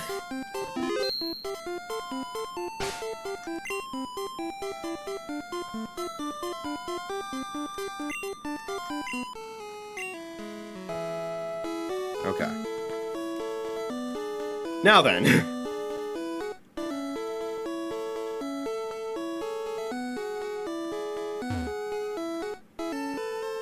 I don't know if we'll be able to explore this entire cave, but we can at least begin. Oh, wow. Oh, wow. The rocket hideout theme and everything, huh? This is Cerulean Cave! Locked to post-game, which means we now have access to it.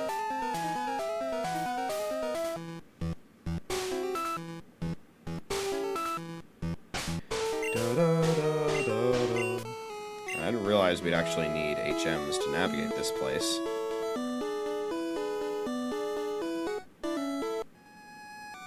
So there's a ladder right there.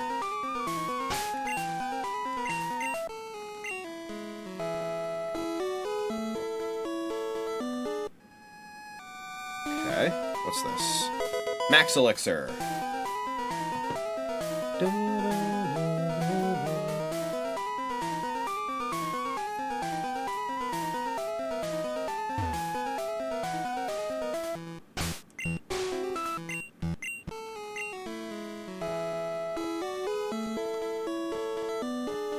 Alright, so let's take the ladder.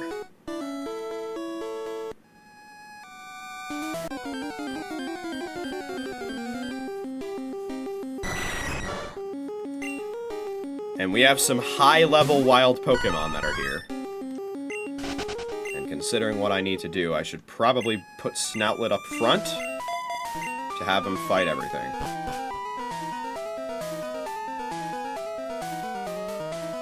Okay, so we've got ourselves a maze here.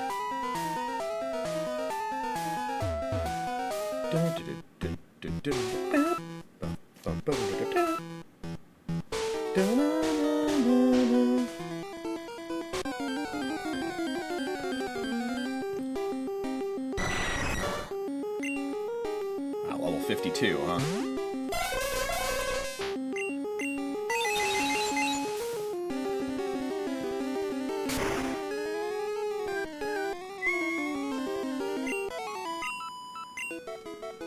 Oh, okay. Level up. Special stat now up to 168.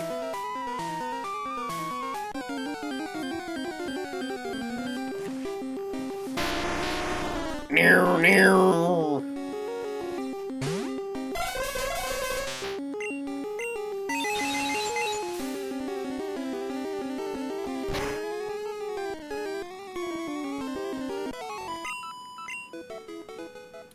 As you can see, this place is a lot more efficient when it comes to EXP grinding than anywhere else.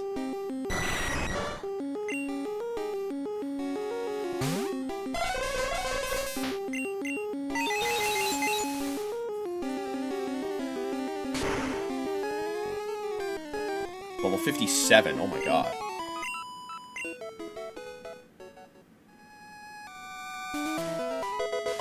Ultra Ball!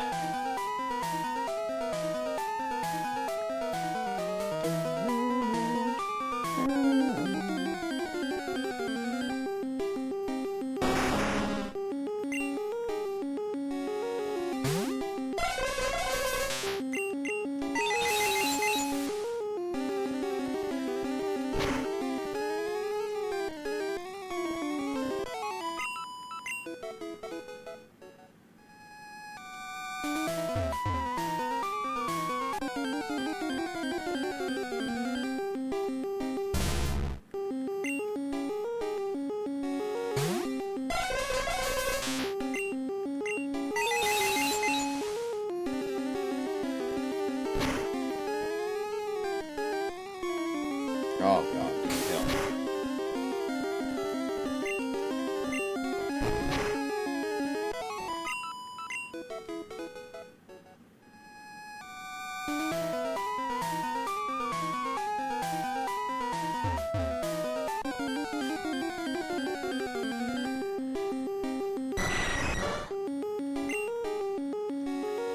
Yeah, I don't know if we're going to be able to explore this entire area tonight, because I don't have a whole lot of time to stream.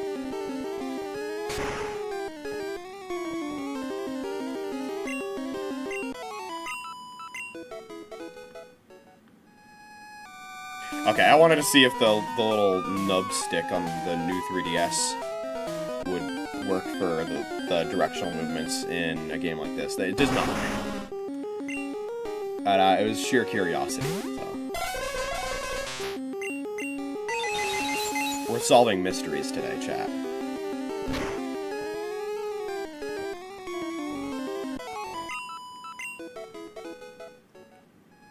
There's a max revive.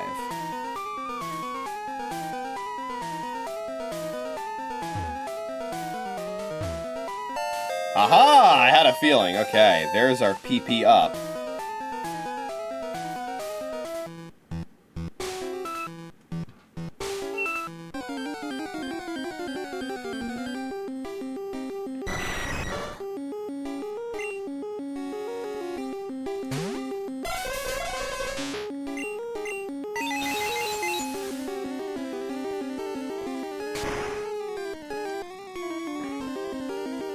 There are 3 PP ups in this cave, and all of them are hidden.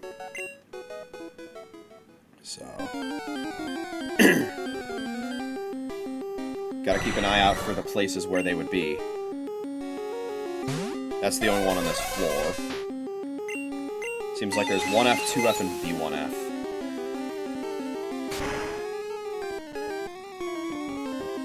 It's not exactly a secret, but, the very end of this cave lies Mewtwo, which is our ultimate goal.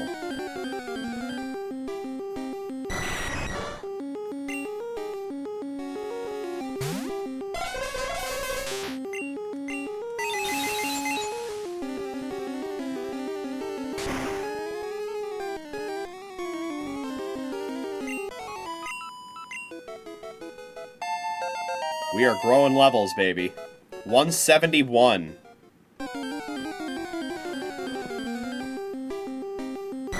Might be plus... if it's +3 each time.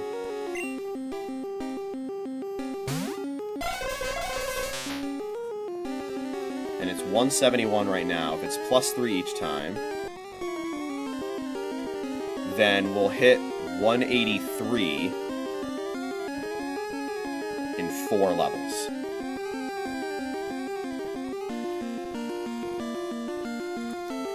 And that should be exactly what we want.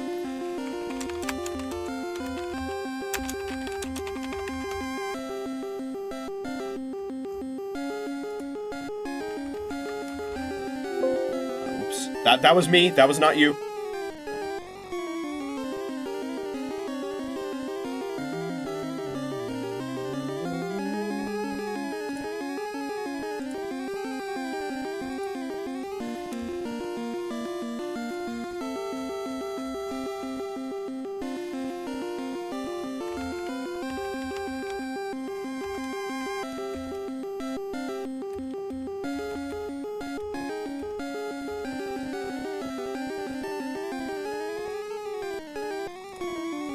Just confirming something real quick.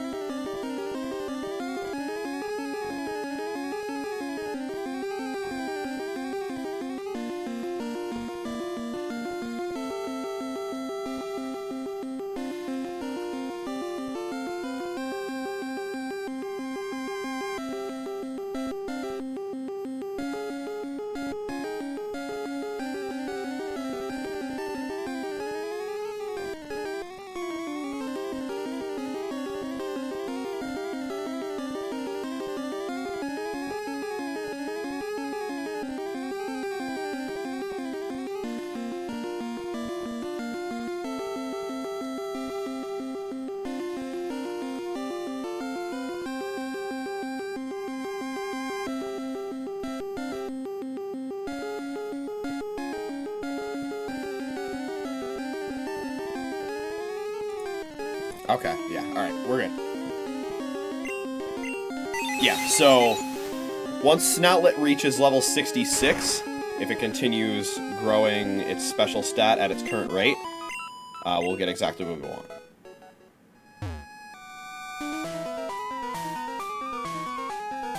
Oh, okay, well that's... Shit. Was there nothing else over there?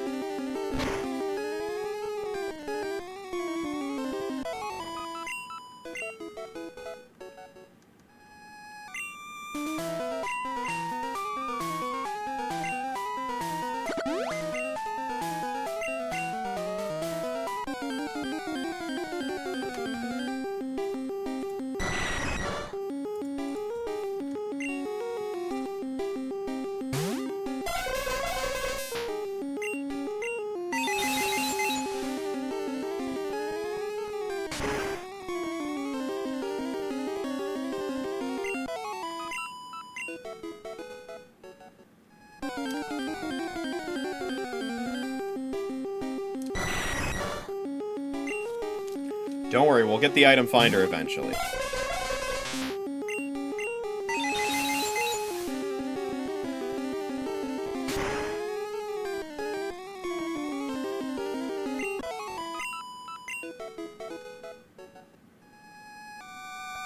Ah, I can go this way, okay. I was gonna say, is that just a loop? It's not. Hello, Weepin' Bell. Fancy seeing you here.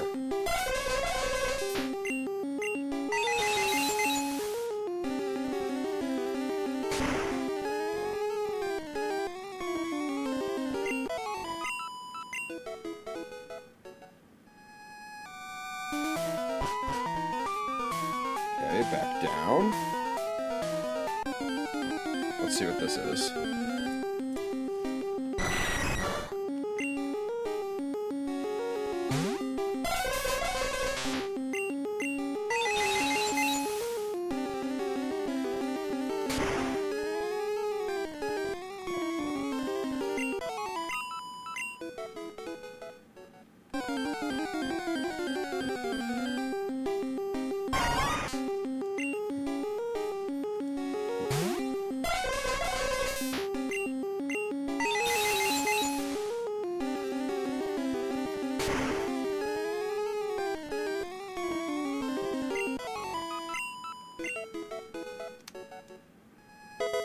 Ultra Ball, okay.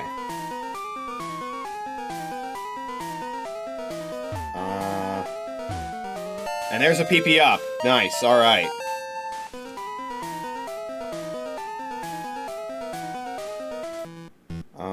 Is this where we came from? I don't think it is, okay. Yeah, okay. We're chugging along.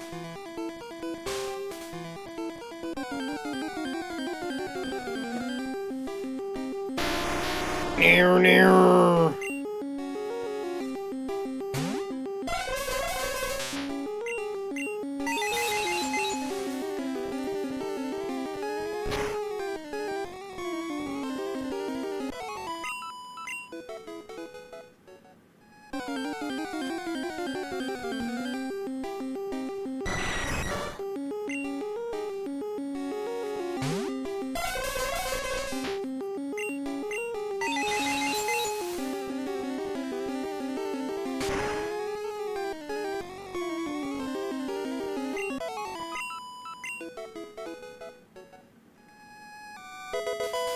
Full restore.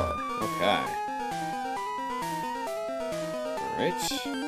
That's the only full restore that's in Cerulean Cave.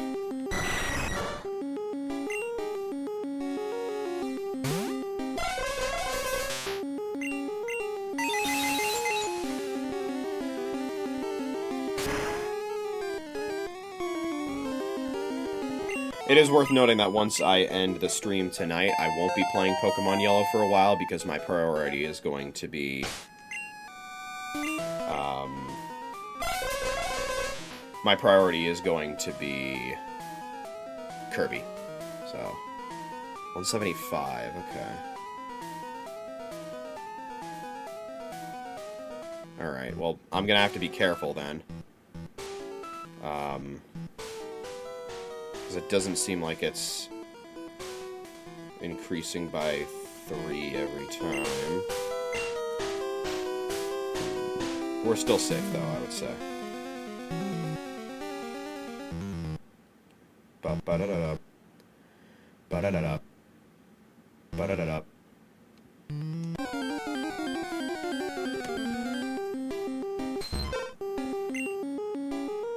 Hello, Ditto.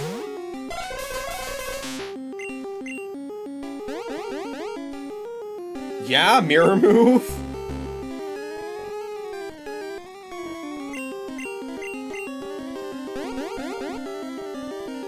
Oh shit. Okay. We're both metronoming. Oh shit, counter.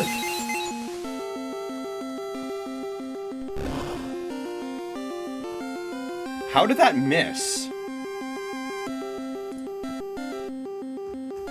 Or does it just have, like, a weird interaction with metronome?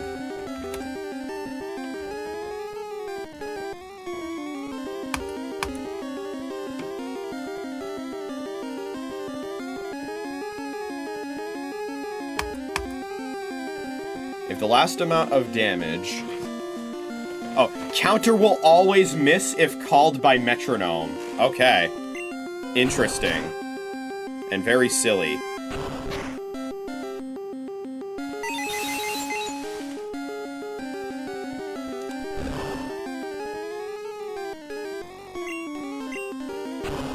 Oh, I'm still thrashing about, okay. Thought for sure I'd get confused. Yeah, you can encounter a ton of Pokemon in Cerulean Cave. Alright. Let's see, what do we have going on here?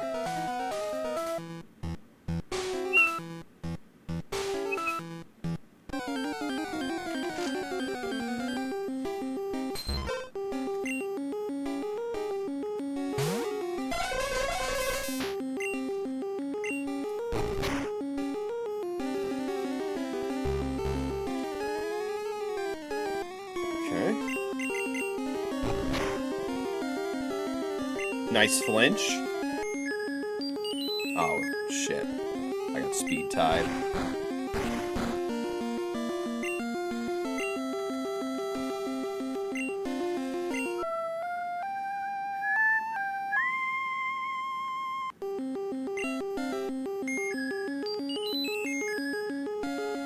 Might be here for a little bit.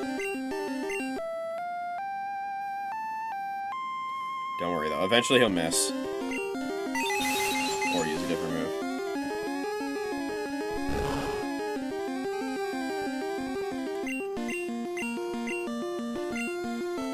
Oh my god, bruh.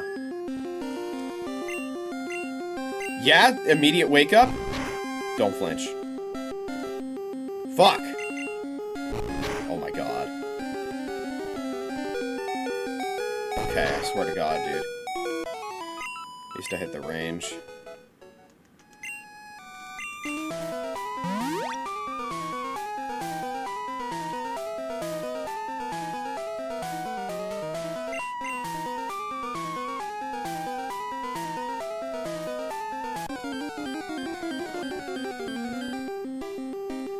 Gloom.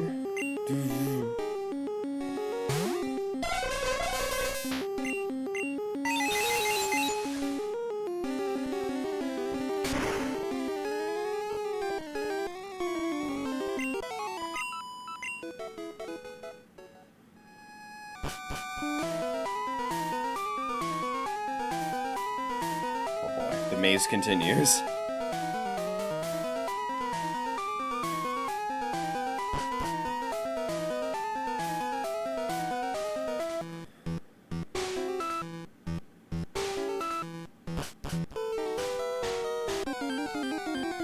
So I think this is B1F. It's not where I want to be right now. Lick a tongue. Let's go the other way.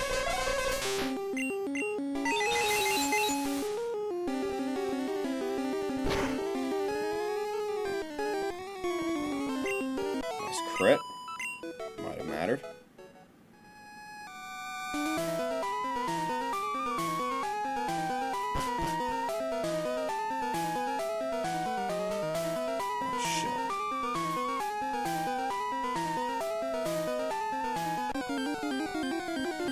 There's so much.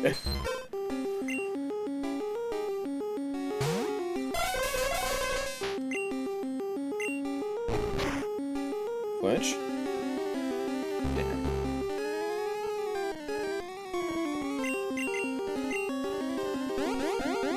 What are we using? Quick attack. Okay.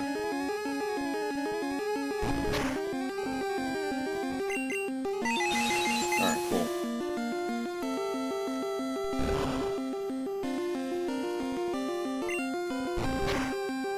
Didn't go for either of the problematic moves.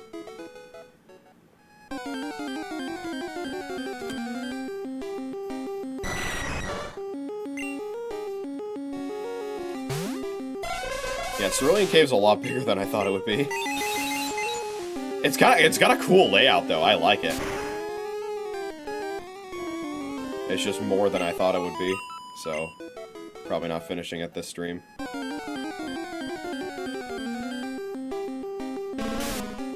I think I might just play until I get one more level on Snoutlet, then probably call it there. I would love to stream more, but alas, I do not have the time.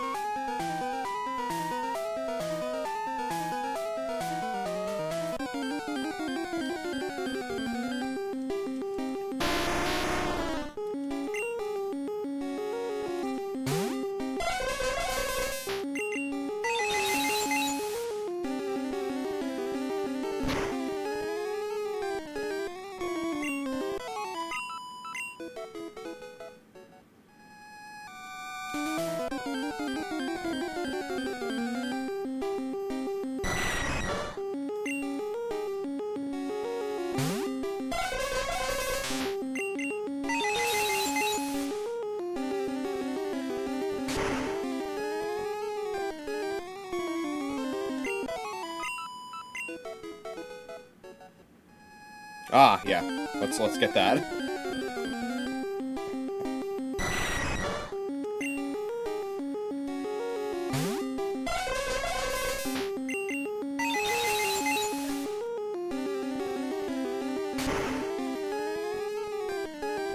Glad I remember to come back here.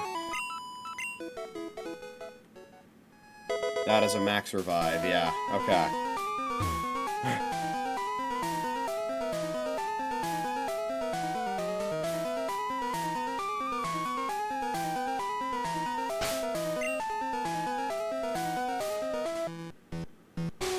I haven't found any other rare candies here. I don't know what that's all about.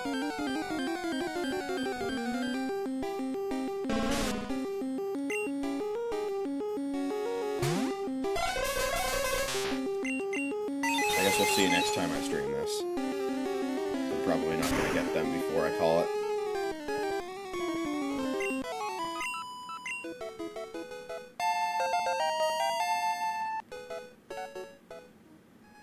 Okay, let's get back down to where we were.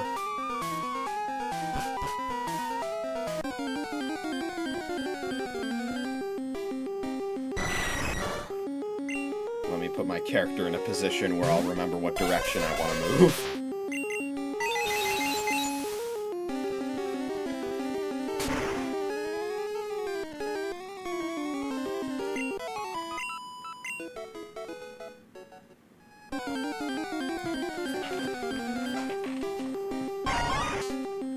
And then we will call things here.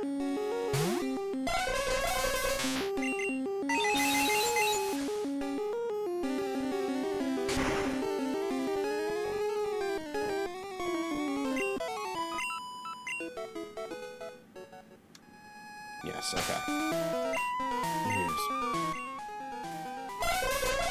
Okay, looking at 177 special right now.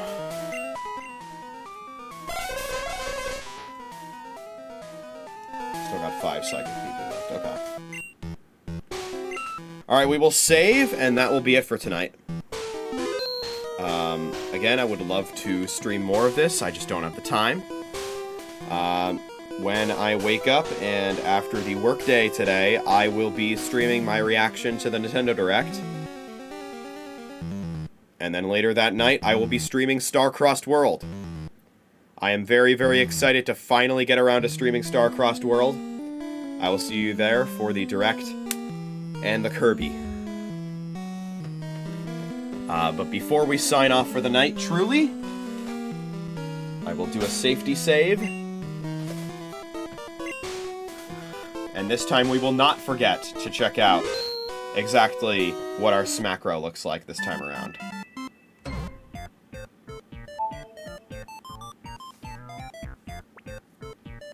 Alrighty, let's take a look.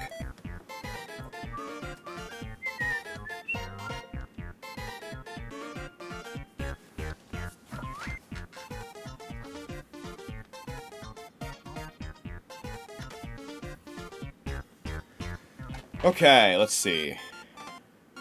What are we looking at?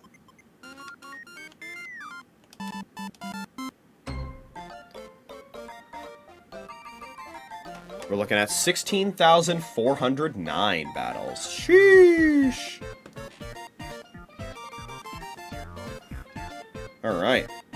Looking pretty good. Well then. With that all said and done, I had a lot of fun. And as I said, it'll probably be a while before I come back to this game, because Kirby is now going to be my priority. We will be revisiting Backlog game number 1 for the crazy DLC.